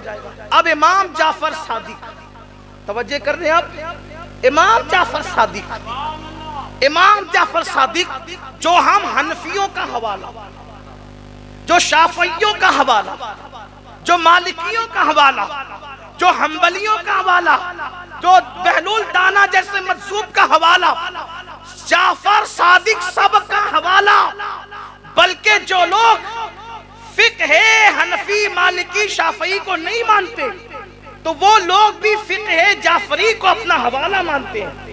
ہو گیا سب کے لیے حوالہ، دونوں فریقین کے لیے حوالہ۔ اب امام جعفر صادق سب کے لیے حوالہ، شیعہ سنی سب کا حوالے کا نام ہے جعفر صادق، وہی پر امام اعظم، وہی پر داتا علی حجوری، سب وہی جو سب کا حوالہ ہے امام جعفر صادق۔ ان کا حوالہ کون ہے؟ ان کا حوالہ کون ہے؟ وہ کس کو دلیل بناتے ہیں؟ وہ کس کو دلیل مانتے ہیں؟ آنے والا پوچھتا ہے چاندی کی موٹ تلوار میں بنانا کیسا؟ فرماتے امام جعفر صادق جائز ہے، فرماتے جائز ہے۔ پوچھنے والے نے پوچھا دلیل؟ فرمایا ابو بکر صدیق نے اپنی تلوار میں چاندی کی موٹ لگائی تھی تو چونکہ انہوں نے لگائی تھی اس لیے جائز ہے۔ پتا چلا جعفر صادق کا مسلک یہ ہے، کام کیا ہوا اس کا مجھے کوئی خبر نہیں، ابو بکر غلط نہیں کر سکتے، اگر چاندی کی موٹ تلوار میں لگا لی تو ابو بکر کی بات دلیل بن گئی۔ اب جتنے کام ابو بکر نے کیے ہیں ابو بکر کے کام نہیں دیکھتے، چونکہ وہ ذات غلط کر نہیں سکتی اس لیے انہوں نے لگایا تو لگانا جائز ہے۔ تو آنے والے کی نیت میں کچھ ڈاما ڈول تھا، اس نے کہا آپ بھی ان کو صدیق کہتے ہیں، آپ بھی ان کو صدیق کہتے ہیں؟ اب امام جعفر صادق بیٹھے تھے، کھڑے ہو گئے اور پھر کہتے ہیں ہوا صدیق صدیق صدیق صدیق صدیق صدیق۔ جب تک ان کی سانس نہیں ٹوٹ گئی وہ ابو بکر کو صدیق صدیق صدیق کہتے، وہ صدیق ہے صدیق ہے صدیق۔ اور مولا کائنات کو کہتے ہیں کہ آسمانوں سے خدا نے جو ابو بکر کا نام نازل کیا ہے وہ صدیق ہی ہے۔ نعرہ تکبیر، نعرہ رسالت، نعرہ حیدری، خاندان اہل بیت اور سیدنا صدیق اکبر۔ تو مال کے بعد باری آتی ہے آل کی۔ اب آل کے معاملے میں صدیق اکبر نے ترجیح کس کو دی؟ قربان۔ آپ کی بڑی مشہور روایت ہے، آپ کا بیٹا ایمان لانے کے بعد صدیق اکبر کے ساتھ اس کی بابا بدر کا میدان کتنا بھیانک اور دردناک تھا، ایک طرف باپ دوسری طرف بیٹا، ایک طرف چچا دوسری طرف بھتیجا، ایک طرف ماموں دوسری طرف بھانجا۔ یہ حضور کے صحابہ ہیں۔ میرے عزیزوں، نبی کے لیے کوئی داماد نہیں چھوڑتا یار، انہوں نے اپنا باپ چھوڑا ہے۔ جو شہر میں کعبہ تھا، کعبہ وہ شہر چھوڑا۔ ہمیں کعبے سے کیا مطلب، محبوب گیا تو ہم بھی چلے جائیں۔ یہ صحابہ ہیں، لوگ ان کا کردار آج مشکوک کر رہے ہیں، جنہوں نے کعبے والا شہر چھوڑا، اللہ کے نبی کے لیے مال چھوڑا۔ اور یہ تو صدیق اکبر ہے۔ امام تبری لکھتے ہیں کہ ایک بار صدیق اکبر یوں آستین چڑھا کے تھر تھر کانپتے ہوئے بارگاہ مصطفیٰ کریم میں حاضر ہوئے۔ سرکار نے کہا یہ تیری حالت کیا ہے ابو بکر؟ عرض کی حضور وہ ابو قحافہ ہے نا، ابو قحافہ میرا باپ، آج اس نے آپ کے خلاف کوئی جملہ کہہ دیا، اب اس کو میں نے ایک مکہ مارا ہے، وہ گر کے بے ہوش پڑا ہوا ہے، آیا اس لیے ہوں اجازت دیں اس کو قتل کر دوں، یا اس کو قتل کر دوں اس کی اجازت دیں، یا پھر دعا کرے کہ وہ ایمان لے آ کر وہ بھی عاشق رسول بن جائے۔ رحمت للعالمین کے ہاتھ اٹھ گئے، کہنے لگے اللہ اسے ایمان کی دولت دے۔ پھر صدیق اکبر کا مقدر یہ ہو گیا کہ ان کے ابا بھی صحابی، ابو بکر صدیق خود بھی صحابی، ان کے بیٹے بھی صحابی، ان کے پوتے بھی صحابی، ان کی بیٹیاں بھی صحابی، ان کے نواسے بھی صحابی۔ صحابہ کا خاندان ہے صدیق رضی اللہ۔ جانتے ہیں ان کے نواسوں میں کون ہے؟ ان کے عبداللہ بن زبیر کا نام سنے؟ یہ نواسہ ہے صدیق اکبر۔ زبیر ابن عوام سنا ہے؟ حضور کے یہ پھوپھی زاد بھائی ہے، یہ داماد ہے صدیق اکبر۔ صدیق اکبر کو لوگوں نے سمجھا کیا؟ دراصل لوگ بات ایسی کرتے ہیں، اللہ تعالیٰ ہدایت دے۔ حضور علیہ السلام نے فرمایا جب بھی میرے صحابہ کا ذکر ہو تو زبان کو احتیاط دینا، میرے صحابہ کا ذکر خیر کے ساتھ کرنا۔ جس نے میرے صحابہ کی توہین کی اللہ نہ اس کا فرض قبول کرے گا نہ نفل قبول کرے گا، اور اللہ کی اس پہ لعنت ہوگی۔ لوگ بیٹھ کر ہوٹلوں پہ بیٹھ کے باتیں کرتے ہیں، انہوں نے تو ایسا کیا، تجھے خبر کیا ہے؟ قرآن پڑھ، قرآن کہتا ہے وَكُلًّا وَعَدَ اللَّهُ الْحُسْنَى، ہم نے ان سب کے ساتھ حسنہ کا وعدہ کر لیا۔ اللہ ان سے وعدہ کرے تو تو کون ہوتا ہے اللہ کے وعدے پر بات کرنے والا؟ اس لیے سنیو، ایمان بچاؤ، اپنے ایمان کی حفاظت کرو۔ اور میں آپ سے یہ کہتا ہوں اہل بیت کی محبت میں جتنا آگے جانا چاہتے ہو جاؤ، محبت اہل بیت منع نہیں، لیکن اہل بیت کی محبت کے نام پہ کبھی کسی صحابی کی بے ادبی مت کرو۔ ہم تو اہل بیت کے غدار کو حلال ہی نہیں سمجھتے، مسلمان کیا سمجھتے؟ اگر کوئی ٹھیکیدار بنتا ہے اہل بیت کی محبت کا تو اس کو پتہ ہونا چاہیے ہم اہل بیت کے غدار کو حلال ہی نہیں سمجھتے۔ الحمدللہ یہ اللہ احسان ہی، اور ہم اہل بیت کی محبت کو ایمان کی جان اور ایمان کا ایمان تصور کرتے ہیں، لیکن یہ کوئی اجازت نہیں دی جا سکتی کہ اہل بیت کی محبت کے نام پر کسی صحابی کو گالی دوں۔ اور لیکن یہ بھی کہتا ہوں کہ پھر صحابہ کرام کی عظمت بیان کرتے کرتے اہل بیت پہ بھونکنے والے جو بھونکتے ہیں ہم ان کو بھونکنے کی بھی اجازت نہیں دیتے، اس لیے کہ دونوں کی محبتیں ہم پر لازم کر دی گئی۔ حضور کے صحابہ بھی اہم ہے، حضور کی اہل بیت بھی اہم ہے، اور ہم نسبت رسول دیکھتے ہیں، اس کا آپ بار بار خیال کرنا۔ اور صدیق اکبر کو ان کے بیٹے نے ابا جی بدر کے میدان میں تو میں ادھر سے آیا تھا، آپ میری تلوار کی زد میں بار بار آئے، میں نے آپ کو چھوڑ دیا، لیکن صدیق اکبر پھر بھی چونکہ مسلمان ہو چکے تھے پھر بھی غصے میں آ گئے۔ یہ ہے عشق رسول۔ بیٹا مسلمان ہو کر یہ بات کر رہا ہے، پھر بھی غصے میں آئے اور کہا سن، تو باپ سمجھ کے چھوڑتا رہا، اللہ کی عزت کی قسم تو مجھے نہیں دکھا، اگر تو مجھے دکھتا تو بیٹا سمجھ کے نہیں چھوڑتا، نبی کا دشمن سمجھ کر تیرے ٹکڑے کر دیتا۔ یہ صدیق اکبر رضی اللہ عنہ۔ مال سے پیار ہوتا ہے، اس سے زیادہ آل سے۔ مال یوں قربان کیا، آل یوں کہ اپنی بیٹی حضور کے نکاح میں دی اور کہا کہ حضور مجھے 3 باتیں پسند ہیں۔ صدیق اکبر کیا کہتے ہیں؟ مجھے 3 باتیں پسند ہیں، آپ کے قدموں پہ مال خرچہ کرنا مجھے بہت پسند ہے، اپنی بیٹی آپ کے نکاح میں دینا مجھے بہت پسند ہے، اور تیسری چیز میری پسند کی یہ ہے چہرہ آپ کا ہو، نگاہیں ابو بکر کی، مجھے بہت پسند ہے یہ۔ اللہ اکبر۔ اب آئیے آخری عشق کی منزل، اگر آپ اجازت دے تو پڑھوں۔ عشق کی آخری منزل ہے جان، مال سے زیادہ آل اور آل سے زیادہ جان۔ اب تھوڑا سا آپ نے سن رکھا ہے، لیکن فقیر قادری سے بھی اس کو سن لیا۔ اپنے الفاظ کے جامع میں جان سے زیادہ پیار کیا صدیق نے کس سے؟ حضور علیہ السلام سے۔ کیسے پیار کیا؟ حضور جب ہجرت کی رات چلے، ہجرت کا سفر بڑا دردناک سفر تھا، بلکہ اس سفر کو اتنی عظیم نیکی قرار دی گئی کہ سرکار فرماتے ہیں عمر کی ساری زندگی کی نیکی ابو بکر کی ایک نیکی کے برابر ہے، بلکہ تقابل بھی نہیں ہو سکتا۔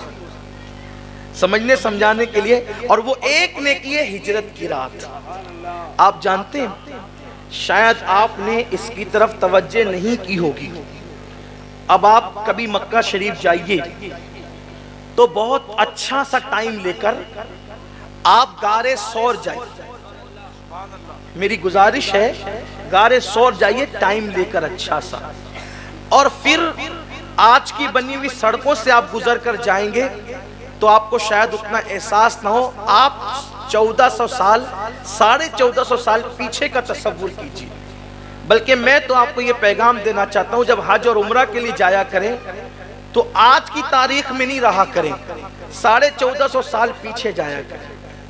جب آپ صحیح کر رہے ہو تو یہ تصور کریں کہ حضور آگے جانے میں پیچھے پیچھے، تو صحیح کا مزہ ہی کچھ اور ہے۔ یہ ایک الگ عنوان ہے کہ حج کیسے کریں۔ ایک ہے اہل عقل کا حج، اور ایک ہے اہل عشق کا حج۔ اہل عشق کا حج ایسا ہے کہ طواف کرتے ہوئے وہ تصورات میں حضور کو دیکھتا ہے پھر طواف کرتا ہے، یہ عشق والوں کا حج ہے، یہ ایک الگ عنوان ہے، اس کا چھیڑنا یہاں ابھی ٹائم نہیں، اللہ کبھی توفیق دے اہل عشق کا حج کیا ہوتا ہے وہ کبھی بیان ہو انشاءاللہ، لیکن ابھی اس کا وقت نہیں۔ سنیے، جب صدیق اکبر اور حضور جب چلے تو چونکہ جانا تھا غار میں، یہ پلان پہلے سے طے تھا کہ کسی غار میں، اسی میں رکنا یہ طے نہیں تھا، کسی غار میں رکیں گے تاکہ دشمن ڈھونڈ ڈان کر کے تھک کر بیٹھ جائے، پھر سفر آگے شروع کیا جائے گا۔ یہ ظاہری وجہ تھی، لیکن حقیقت میں ایسا نہیں تھا۔ حقیقت یہ تھی کہ جو دشمن کھڑا ہو اور نکل جائے اور نظر نہ آئے تو پورے مدینے کا سفر طے ہو جائے، دشمن کو نظر نہ آئے۔ جو کھڑے ہوئے دشمن کو نظر نہیں آ سکتا، وہ ڈھونڈنے والے دشمن کو کیا نظر آئے گا۔ لیکن غار میں رکنے کا منشا یہ تھا، کیا منشا تھا جو صوفیہ بیان کرتے ہیں، چونکہ کوئی ایسا مقام چاہیے تھا جہاں اکیلے صدیق ہو اور صدیق کا یار ہو اور تیسرا کوئی نہ ہو، جو صدیق ہو اور یار ہو اور تیسرا کوئی نہ ہو۔ اور اس کے لیے مکے کی زمین اس کے لیے نہیں تھی، کیونکہ وہاں جاتے تو کوئی نہ کوئی آتا۔ مدینہ منورہ کی زمین بھی اس کے لیے تھی کہ وہاں بھی کوئی نہ کوئی آتا، اور حضور اکیلے نہیں رہتے، لوگ منڈلاتے رہتے پروانوں کی طرح۔ شمع کو پتنگوں نے ہر طرف سے گھیرا ہے، کیفیت یہ ہوتی سرکار علیہ السلام کی، چاروں طرف سے لوگ حضور کے ارد گرد رہتے، اب اندازہ کریں آپ، لیکن اب کوئی ایسی جگہ چاہیے تھی جہاں تنہا ابو بکر اور تنہا حضور رہے، لیکن اب آئیے اس کیفیت میں پہنچنے سے پہلے تصور میں آئے، دونوں چلے تیز تیز، جو ہے وہ پتھریلی زمین سے، پیروں میں جو ہے وہ خون، پیروں میں خون، پتھریلی زمین سے، کیفیت یہ ہے۔ صدیق اکبر نے جب چلتے ہوئے کس طرح کا انداز اختیار کیا، جب آقا چلتے تو ابو بکر کبھی آگے دوڑ کر چلتے، پھر تھوڑی دیر کے بعد پیچھے، پھر دوڑنے لگے، آگے پیچھے آگے۔ سرکار نے اس یار سے پوچھا، ابو بکر تجھ جیسا سنجیدہ آدمی کبھی آگے کبھی پیچھے، کبھی آگے کبھی پیچھے۔ صدیق کیا کہتے پتہ ہے؟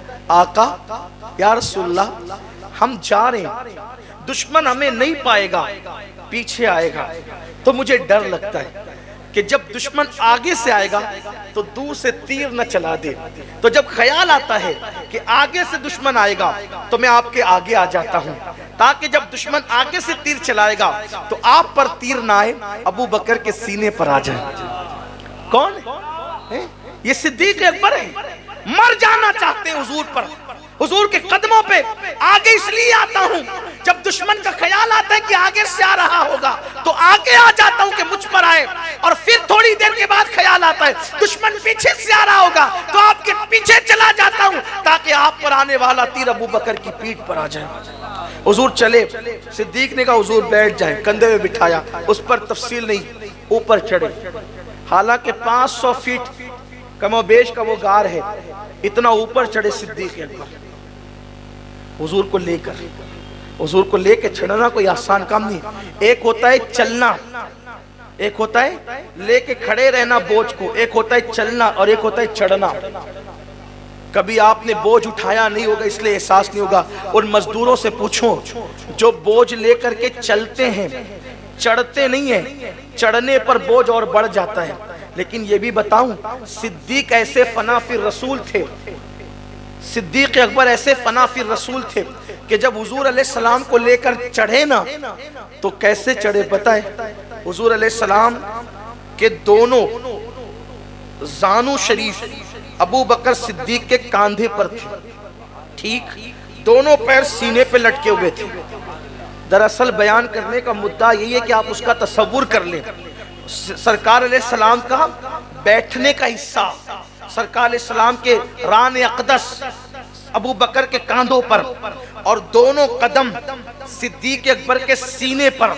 جب چلتے چلتے ابو بکر کی پنڈلیاں ٹوٹنے لگتی کہ اب بیٹھ جاؤ، لے کے چل نہیں سکتے، چڑھ نہیں سکتے، تو صدیق ایک عاشق صادق صوفی بزرگ کہتے ہیں کبھی حضور کا یہ تلوہ دیکھتے اور وہ تلوہ اتنا خوبصورت، اس تلوے کے جلوے میں گم ہو جاتے اور آپ کا سفر آسان ہو جاتا، آگے چلتے جاتے۔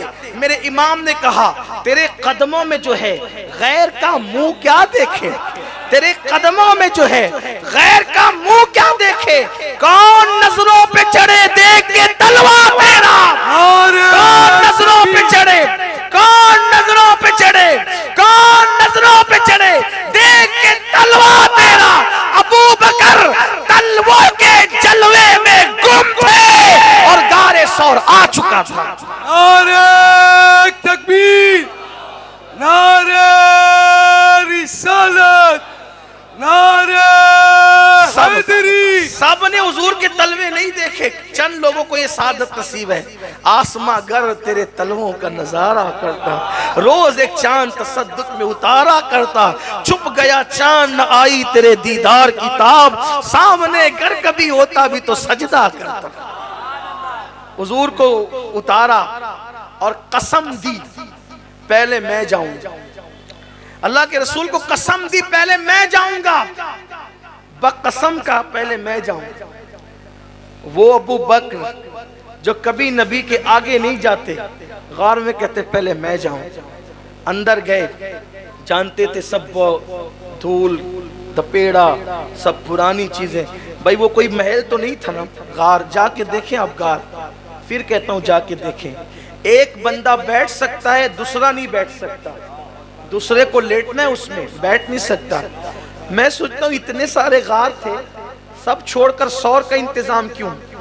بات چھپنے کی ہوتی تو کوئی بھی غار کافی تھا، لیکن بات چھپنے کی نہیں تھی، بات یہ تھی کہ وہاں کسی خانقاہ میں کسی صاحب دل کو تیار کیا جائے، اس لیے کہ دل والے خانقاہوں میں ہی تیار ہوتے ہیں، دل والے خانقاہوں میں تیار، اور خانقاہ میں دل کی توجہ دل پہ ڈالی جاتی ہے، زبانیں چپ رہتی ہے، دل سے دل پڑتا ہے۔ مجھے یہ بات اچھی طرح خبر ہے کہ لوگ مجھ سے کہتے ہیں اتنی مشکل نہ کیا کریں، خانقاہ کی بات آپ جلسوں میں کرنے لگے ہیں، ہوگا کیا؟ میں نے کہا سنی اتنا ہوشیار ہے، کہیں بھی بولو سمجھ جاتا ہے، اتنا تو اس کو سمجھ آتی ہی ہے کہ کون سی بات کیا ہونی چاہیے، لیکن بات بہرحال راستے پہ ہو رہی ہے، اس کے لیے آپ مجھے معاف کر دیں، اللہ بھی مجھے معاف کرے۔ یہ بات خانقاہوں میں کہنے کی تھی، لیکن آپ پھر مجھے خانقاہ میں ملتے کہاں ہیں، اس لیے میں آپ کے سامنے یہاں کہہ رہا ہوں۔ زبانیں چپ رہتی ہے، دل سے دل پڑتا ہے، ہاں، اور زبان سے زبان پڑتی ہے تو بھول جاتا ہے، دل سے دل پڑتا ہے نا تو پھر بھولا نہیں کرتا، اور اس میں حالات ہی کچھ الگ ہوتے ہیں، رنگ چڑھائے جاتے ہیں، رنگ چڑھایا جاتا ہے۔ اللہ اکبر۔ تو سور میں پہلے میں جاؤں، گئے اندر، صاف کیا، اب کچھ تو تھا نہیں، اس لیے کہ خیال بھی نہیں تھا کہ یہ منظر ہوگا غار میں، پہلے سے معاملہ سیٹ تو تھا نہیں، سوراخ تھے، آپ بار بار سن چکے ہیں، اپنی اوپر کی چادر پھاڑی، رکھا، اس کے بعد ایک سوراخ خالی تھا، یہ بار بار سنے، جلدی یہاں سے چلیں، آپ نے وہاں رکھ دیا اپنا انگوٹھا رکھا، ایڑی کا بھی ذکر ہے لیکن انگوٹھا رکھا، انگوٹھے کا تذکرہ زیادہ ہے، انگوٹھا رکھا سوراخ پر۔ انگوٹھا رکھنا اس لیے زیادہ قرین قیاس پتہ چلتا ہے کہ بڑے سوراخ میں کپڑا ٹھوسا، چھوٹا تھا اسی لیے وہاں انگوٹھا رکھا کہ بھئی یہاں سے کوئی خطرہ نہیں ہے تو انگوٹھا رکھ دو۔ اب وہاں تھا سانپ، اب وہاں سانپ کیوں آ گیا؟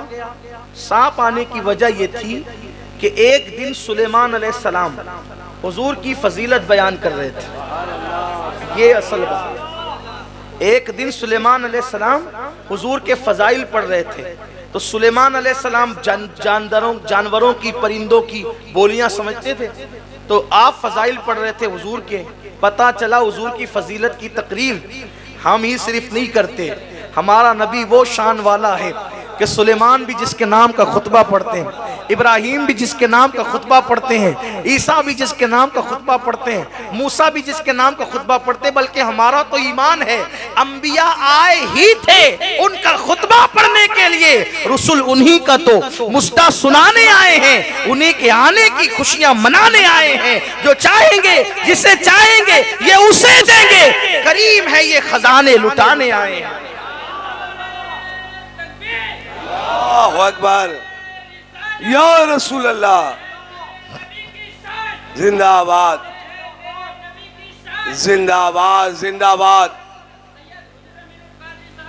زندہ آباد۔ سلیمان علیہ السلام حضور کی فضیلت پڑھ رہے ہیں، سانپ موجود ہے، سانپ حضور کی فضیلت سن کر اتنا متاثر ہوا، سانپ نے سلیمان علیہ السلام سے کہا یہ جس کے فضائل پڑھ رہے ہیں اس کی زیارت کیسے ہوگی؟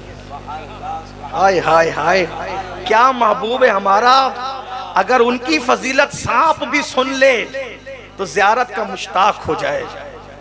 ارے جس کا مشتاق خود خدا ہو پھر مخلوق اس کی مشتاق نہ ہو تو کیا ہو؟ میرے امام نے کہا وہ کمال حسن حضور ہے کہ گمان نقص جہاں نہیں، یہی پھول خار سے دور ہے، یہی شمع ہے کہ دعا نہیں، کروں تیرے نام پہ جاں فدا، نہ بس ایک جاں دو جہاں فدا، دو جہاں سے بھی نہیں جی بھرا، کروں کیا کروڑوں جہاں نہیں۔ نعرہ تکبیر، نعرہ رسالت۔ یہ روایت جو میں پڑھ رہا ہوں یہ صاحب معارج نے لکھی، اپنے الفاظ کے جامع میں پڑھ رہا ہوں، صاحب معارج نے اس روایت کو لکھا ہے، تو کہا یہ ملیں گے کہاں؟ تو سلیمان علیہ السلام نے کہا یہ پیدا ہوں گے مکے میں، یہ پیدا ہوں گے مکے میں، ہجرت کریں گے مدینے میں، یا تو مکے میں ملیں گے یا تو مدینے میں ملیں گے۔ اب یہ رہا ان کے انتظار میں ڈھونڈتا پھرتا، پھر دن گزرتے گئے، ایک دن عیسیٰ علیہ السلام نبی کے فضائل پڑھ رہے تھے، یہ وہاں موجود تھا، کہا یہی فضیلت تو میں نے سلیمان سے سنی ہے، یہ ملیں گے کہاں؟ وہ آپ کا بہت جلدی مل جائیں گے. ایک کام کر، مکے میں پیدا ہوں گے، مدینے میں ہجرت کریں گے، لیکن ایک ایسی جگہ ہے جہاں کوئی اور نہیں ہوگا، وہ اپنے ایک یار کے ساتھ آئیں گے. وہی جگہ تجھے بتا دیتا ہوں، اگر ملنا ہے تو وہاں جا کے بیٹھ جائے. اب مکے میں ڈھونڈے گا تو کہاں کہاں، مدینے میں ڈھونڈے گا کہاں کہاں. تو ایک ایسی چھوٹی سی جگہ ہو جہاں انہیں آنا ہی آنا ہے، وہ ہے غار ثور. اگر ملنا ہے تو وہاں جا کے بیٹھ. اب جس کی عمر سلیمان علیہ السلام کے دور میں بھی وہ تھا، عیسیٰ علیہ السلام کے دور میں بھی وہ تھا، حضور علیہ السلام کے دور میں بھی تھا، تو اس کی عمر کتنی ہوگی؟ یہ بات آپ سمجھیں. اب آپ تھک گئے ہیں، بات ختم. آپ تھکے ہیں نا؟ دیکھیے، جب آپ سننا چاہتے ہیں کوئی ایسی بات تو پھر آپ کو اس کے مطابق تیار رہنا چاہیے. ایسے نہیں، یہ کوئی اسکول کا پیریڈ نہیں ہو رہا ہے کہ آپ تھکے بھی رہیں گے تو ٹیچر اپنی ڈیوٹی پوری کر کے چلا جائے گا. میں کوئی ٹیچر نہیں ہوں، نہ میں کوئی خطیب ہوں، میں فقیر ہوں. اور آپ نے فقیر کو بلایا ہے تو عشق کا ذکر کرنے بلایا. تو اگر آپ تھک گئے تو بات ختم ہے، کیونکہ یہ آخری محفل نہیں ہے. صدیق اکبر پہ اس کے بعد پھر محفل ہونا ہے، آگے کی گفتگو وہاں پڑھی جا سکتی ہے. کوئی ضروری نہیں ہے کہ ایک محفل میں پوری تقریر ہو جائے، کوئی لازمی نہیں ہے. اگر آپ تھک گئے تو بات ختم ہے، ورنہ بات مکمل کی جائے. تو پھر ذرا بلند آواز سے درود شریف پڑھیں آپ. رب صلی وسلم دائما ابدا علی حبیبک خیر الخلق کلہم. اب سنیے، جو ماہرین ہیں نا، ماہرین جانوروں کے، ان کا کہنا یہ ہے کہ سب سے زیادہ زہریلے سانپ اگر کہیں ہوتے ہیں تو وہ عرب میں ہوتے ہیں. عرب سے زیادہ زہریلے سانپ کہیں اور نہیں ہوتے. دوسری بات، جیسے جیسے سانپ کی عمر بڑھتی جاتی ہے ویسے ویسے اس کا زہر بھی بہت خطرناک اور جان لیوا ہوتا جاتا ہے. وہ سانپ 100-200 سال پرانا نہیں تھا، ہزاروں سال اس کی عمر تھی. اور وہ بیٹھا اس لیے تھا کہ حضور آئیں گے تو زیارت کروں گا. اب وہ آئے، لیکن پہلے صدیق آ گئے. صدیق اکبر آئے تو بیٹھ گئے یوں پیر لگا کے. وہ سارے سوراخ سے آیا، اس لیے کہ خوشبو جو نبی کی پایا، جو نبی کی خوشبو پایا تو سارے سوراخ سے آیا. لیکن جب کوئی جگہ اس کو نہیں ملی، ادھر ادھر ادھر ادھر، تو اس کو ایک جگہ انسان کے جسم کا حصہ نظر آیا. تو اس نے پہلے زبان سے چاٹا، ہٹاؤ پیر ہٹاؤ، لیکن انہوں نے نہیں ہٹایا. کیوں نہیں ہٹایا؟ جب اس نے زبان لگائی ہوگی احساس تو ہوا ہوگا. کیوں نہیں ہٹایا؟ نہیں ہوا احساس. وجہ یہ تھی کہ وہ غار میں بیٹھے ہوئے تھے اور حضور علیہ السلام لیٹے ہوئے تھے. غار میں وہ بیٹھے ہوئے ہیں، حضور لیٹے ہوئے، بس اتنی پوزیشن ہے غار کی. حضور لیٹے ہوئے، وہ بیٹھے ہوئے. جب کوئی بندہ کسی کے مانڈی پر، زانوں پہ لیٹتا ہے تو لیٹنے والے کا دل اور بیٹھنے والے کا دل دونوں ہو جاتا ہے آمنے سامنے. یہ قیامت تک لوگ قرآن پڑھیں گے، لیکن سور میں ابو بکر مصطفیٰ جان رحمت کا چہرہ پڑھ رہے ہیں اور حضور کا دل، صدیق اکبر دل کے دل، دونوں ایک دوسرے کے دل کے آمنے سامنے. یہ کیوں ہو رہا ہے؟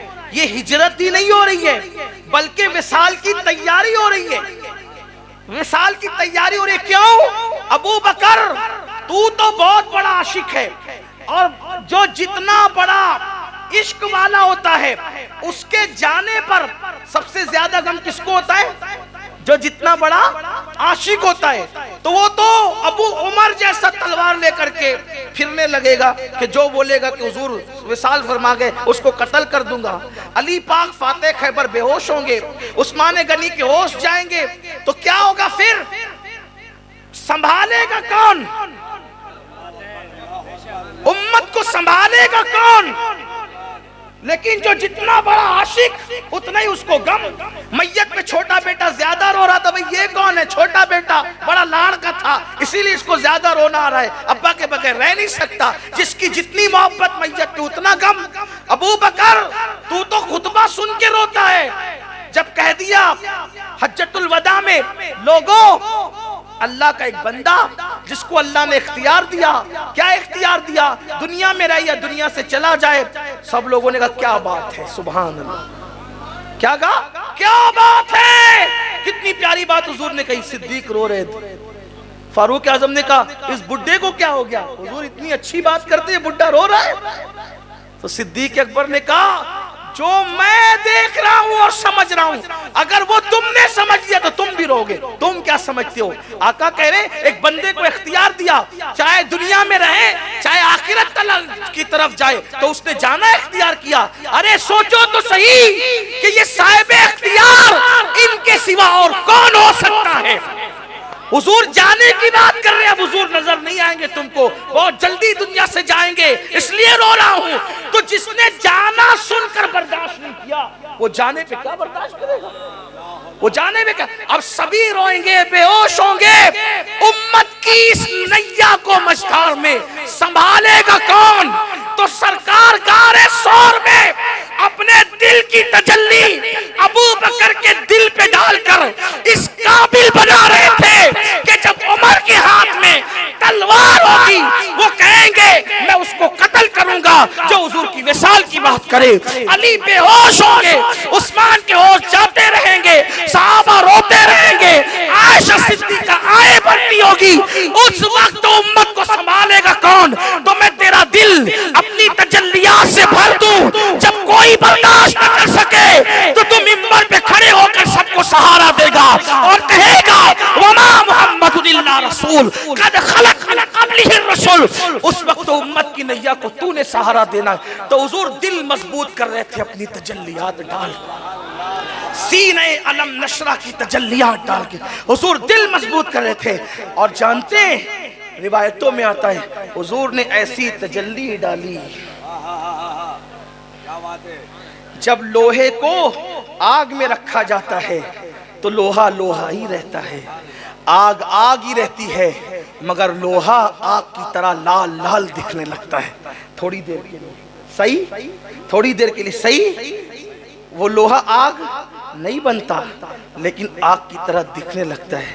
حضور جب غار میں گئے تھے، حضور ابو بکر غار سے باہر نکلے تو دونوں کا چہرہ اتنا مشابہ ہو گیا تھا کہ لوگ پہچان نہیں پا رہے تھے کہ غلام کون ہے ابو بکر، آقا کون ہے محمد الرسول اللہ۔ حضور نے تجلی بلا تمثیل جیسے آگ میں لوہا ڈالے تو آگ کے باہر نکلنے کے بعد تھوڑی دیر تک کیسے ہی ہوتا ہے نا، مگر سنیں کیا ہونے لگا پتہ ہے؟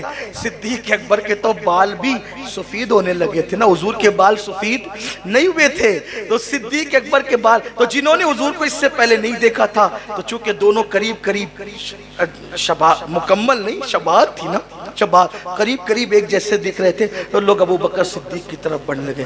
صدیق اکبر نے دیکھا تو کیا کیا پتہ ہے؟ کوئی دوسرا ہوتا نا ادھر بھی آ رہے ہیں ہم بھی اس قابل ہیں نا، حضور سے عشق جو تھا، صدیق اکبر نے دیکھا لوگ میری طرف بڑھ رہے ہیں، اپنا کرتا اتار دیا اور حضور کے سر پہ سایہ کر کے کھڑے ہو گئے،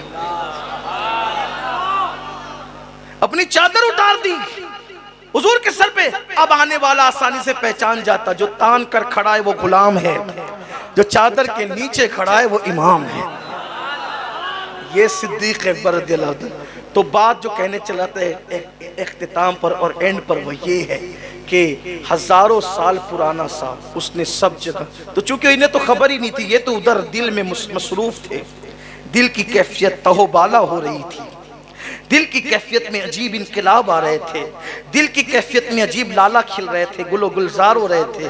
اس نے زبان لگائی، انہوں نے کوئی ادھر حرکت نہیں دی، اس نے اب وہ بھی تو ہزاروں سال سے بیٹھا ہوا، اس نے ڈنک مارنا شروع کیا، 70 بار ڈنک مارے اس نے، صدیق اکبر کو 70 بار، جب 70 بار ڈنک مارے تو حرکت نہیں کی، حرکت نہیں کی اس لیے کہ حضور کی نیند میں خلل نہ آئے، حضور کی نیند میں خلل نہ آئے، حرکت نہیں کی، مگر ضبط کا پیمانہ، صبر کا پیمانہ لبریز ہوا تو دل کی کیفیت آنکھوں پہ چڑھی اور آنسو کی شکل میں آنکھوں سے نکلے اور حضور کے رخ والضحیٰ پر ٹپ ٹپ کر کے صدیق کے آنسو گرنے لگے۔ لوگ صدیق کو کیا سمجھتے ہیں اور کیا جانتے ہیں اور کیا مانتے ہیں، لوگوں کی حیثیت اور اوقات کیا۔ میں تو صدیق کے آنسوؤں کو دیکھ کے حیران ہوں۔ کسی کے آنسو رومال میں پوچھے جاتے ہیں، کسی کے آنسو آستین میں خشک ہوتے ہیں، کسی کے آنسو زمین میں گر کر کے چاہے وہ ہمیشہ کے لیے وجود کھو دیتے ہیں۔ ابو بکر تمہارے آنسوؤں کی کو کیا نام دوں؟ صدیق کی آنکھوں سے نکلے اور رخ والضحیٰ پر پڑے، حضور کے رخسار پہ پڑے۔ آنسو گرم گرم ہوتے ہیں، گرم گرم آنسو رخ مصطفیٰ پر آئے۔ آقا نے آنکھیں کھولی، کیا ہوا؟ سانپ نے ڈس لیا، سانپ نے ڈس لیا۔ حضور نے کرم کیا، اپنا لعاب ابو بکر صدیق کے پیروں پہ لگا دیا، اللہ نے شفا عطا کر دی۔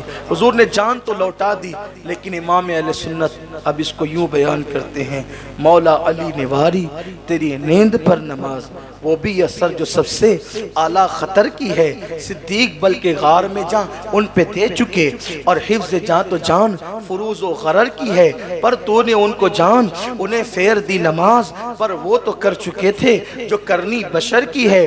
ثابت ہوا کہ جملہ فرائض فروغ ہیں، اصل الاصول بندگی اس تاجور کی ہے۔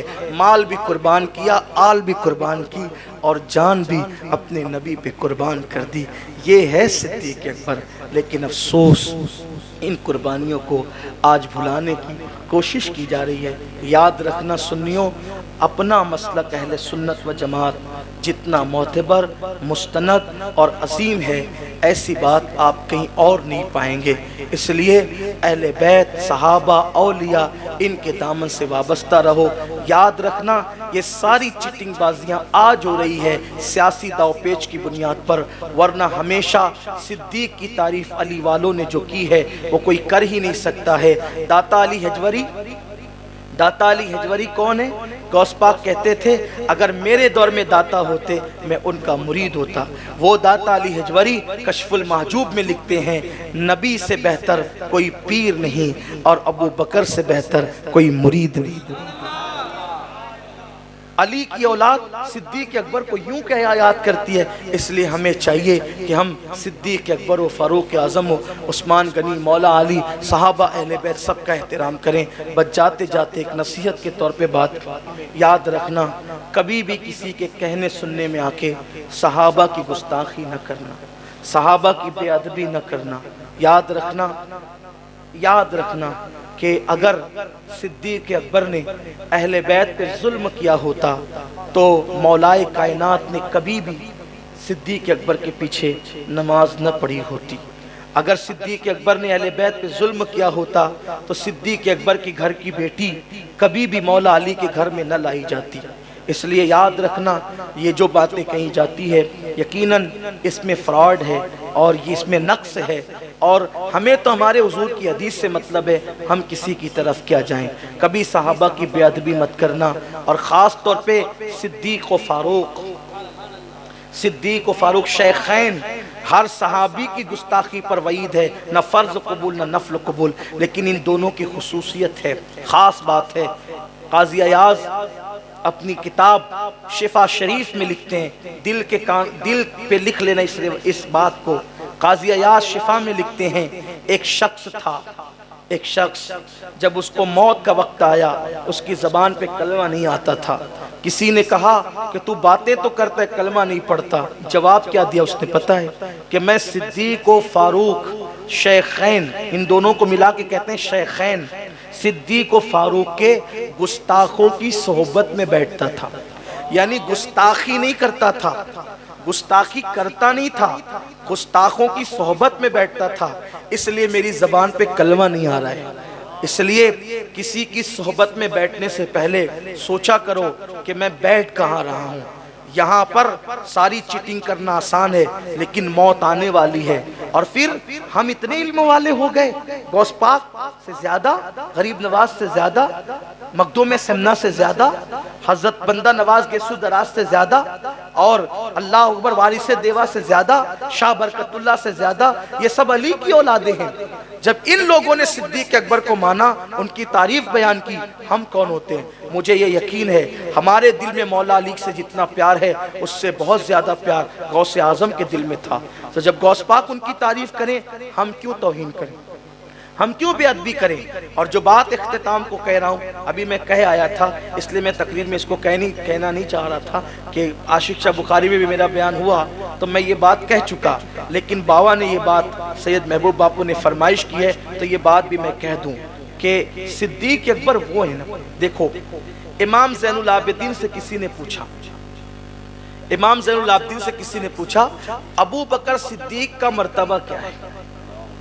حضور کے یہاں ابو بکر صدیق کا مرتبہ کیا ہے؟ جواب کیا تھا پتہ ہے؟ فرمایا جو آج ہے وہی کل تھا، جو آج ہے، جو آج ہے، جو آج ہے، مطلب علی کا پوتا یوں ہی بولتا ہے کہ جو آج ہے وہی کل تھا، اور جو کل تھا وہی آج ہے۔ مطلب کیا؟ آج سب سے قریب رکھا ہے، اس وقت بھی سب سے قریب رکھتے تھے۔ آج سب سے قریب رکھا ہے، اس وقت بھی سب سے، بھئی اس وقت سب سے قریب حضور سے کون ہے؟ کون ہے؟ بولے کون ہے؟ کون ہے؟ محبوب رب اکبر ہے۔ اس سبزہ قبہ میں پہلو میں جلوگاہ عتیق و عمر کی ہے، سب سے قریب رکھا ہے، اور ہے نہیں رکھا ہے، توجہ آپ کی رکھا ہے۔ صدیق اکبر اگر چاہتے تو اتنا کہہ دیتے کہ حضور کے قدموں میں مجھے دفن کر دینا، لوگ دفن کر دیتے، لوگ دفن کر دیتے، مگر صدیق اکبر کی نگاہوں میں شاید یہ ماحول رہا ہوگا آج کل کا کہ اگر ان کی وصیت میں دفن کر دیتے تو لوگ کہتے ابو بکر کی حکومت تھی، حکومت تھی اس لیے ان کی چل گئی، اپنی حکومت میں اپنے آپ کو دفن کروا لیا، یہی تو لوگ کہتے۔ لیکن صدیق نے یہ نہیں کہا کہ مجھے قدموں میں دفن کر دینا، کہا کہ لوگ یہ نہ کہے جس کی حکومت ہوتی ہے اسی کی توتی بولی جاتی ہے، لوگ چمچہ گیری کرتے ہیں۔ صدیق نے کہا نہیں، میرا وصال ہو جائے تو میرا جنازہ لے جانا اور حضور سے کہنا جو ہمیشہ ساتھ ساتھ رہا وہ مزار میں بھی ساتھ رہنا چاہتا ہے، اگر اجازت دے تو دفن کرنا، اجازت نہ دے تو مسلمانوں کے قبرستان میں دفن کرنا۔ کیوں؟ کل لوگ یہ نہ کہے کہ اپنی حکومت کی وجہ سے دفن ہو گئے، بلکہ کہا اگر وہ اجازت دے تاکہ پتہ چلے میں نہیں ہوا، انہوں نے مجھے بلایا ہے۔ اور الخصائص الکبریٰ میں امام جلال الدین سیوطی لکھتے ہیں، اور بھی کتابوں میں ایسے امام یوسف نبہانی نے بھی لکھا ہے، علامہ عبد الرحمن جامی نے بھی لکھا ہے، جب امام ابو بکر صدیق کا جنازہ صحابہ لے کر چلے، حضور کے مزار کے دروازے پہ رکھ دیا، حجرے کے دروازے پہ، حجرے کے دروازے پہ رکھا، اجازت لینے والا کون تھا؟ اجازت لینے والا کون تھا؟ اجازت لینے والا کون تھا؟ مولا علی کھڑے تھے، یا رسول اللہ جو ہر جگہ ساتھ رہا وہ مزار میں بھی ساتھ رہنا چاہتا ہے، دروازہ کھلا اور ندائی یوصل حبیب الالحبیب، محب کو محبوب سے ملایا دیا جائے، اور نام آتے ہی ابو بکر عمر کا لب پر، نام آتے ہی ابو بکر عمر کا لب پر کیوں بگڑتا ہے؟ وہ کیوں بگڑتا ہے؟ کیوں بگڑتا ہے؟ وہ پہلو میں سلائے ہوئے ہیں۔ تو کیوں بگڑتا ہے؟ وہ بگڑے ہوئے تو کیوں بگڑتا ہے؟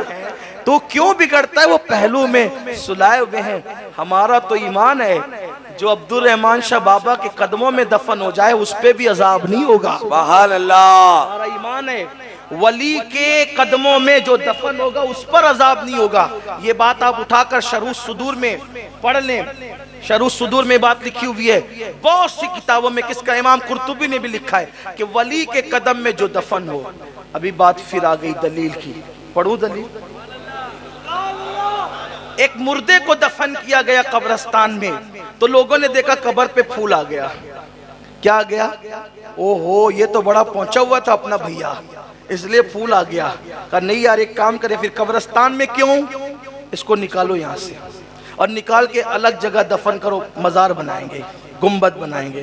اب وہاں سے ہٹایا, اب وہاں سے ہٹا کے دوسری جگہ لے گیا تو دھواں نکل رہا تھا. اوہو, وہاں تو پھول تھا, یہاں دھواں کیسے آ گیا؟ ایک مجذوب بزرگ آئے, فرمایا آپ کی اس میت کا کوئی کمال نہیں ہے, وہاں جہاں پھول آیا تھا نا ایک ولی کا مزار ہے, لوگ آپ کو نہیں پتا وہ مزار چھپ گیا ہے, اس کے بازو میں دفن ہوا تو عذاب کی بجائے رحمتوں کا نزول ہوا. اب وہاں سے جو ہٹا لیا تو اصلیت سامنے آ گئی کہ وہ پاپی تھا, اس لیے عافیت چاہتے ہو تو وہی لے کر کے چلو. آپ مجھے بتائیں اگر ولی کے قدموں میں پاپی دفن ہو تو اس کے یہ مرتبے ہوتے ہیں, سید الانبیاء کے قدموں میں یار غار مصطفیٰ آرام کر رہے ہوں, ان کے مرتبے کیا ہے؟ اب بات اینڈ کرتے ہوئے کہہ دوں یار نمازی قیامت کے بعد جنت میں جائیں گے, صحیح؟ کب جائیں گے؟ کب؟ جواب دے دے, کب کب کب؟ ہاتھ اٹھا کے زور سے بولو, کب؟ قیامت کے بعد ہی جنت. نمازی کب جنت میں جائیں گے؟ بولتے جاؤ, کب جنت میں جائیں گے؟ حاجی کب جنت میں جائیں گے؟ بولیے. زکات دینے والے کب جنت میں جائیں گے؟ عالم کب جنت میں جائیں گے؟ حافظ کب جنت میں جائیں گے؟ ولی کب جنت میں جائیں گے؟ سب کب جنت میں جائیں گے؟ قیامت کے بعد. سچی بات کہہ دوں, سب قیامت کے بعد جنت میں جائیں گے. ابو بکر عمر ابھی بھی جنت میں سو رہے ہیں. وجہ یہ ہے نبی نے فرمایا ما بین بیتی و منبری روضۃ من ریاض الجنہ, کہ میرے گھر اور میرے منبر کے درمیان کی جگہ جنت کی کیاریوں میں سے ایک کیاری ہے. سب قیامت کے بعد جائیں گے. ابو بکر عمر ابھی بھی جنت میں ہیں. نعرہ تکبیر. رسالت کے پروانوں ہر سنیچر کو بعد نماز عشاء سنی دعوت اسلامی کے عالمی مرکز اسماعیل حبیب مسجد میں سنی اجتماع ہوتا ہے. تو آپ حضرات پابندی کے ساتھ اس میں شرکت فرمائیں. سنی دعوت اسلامی کی ویب سائٹ سنی دعوت اسلامی .net پر وزٹ کریں اور بہت ساری دینی معلومات حاصل کریں.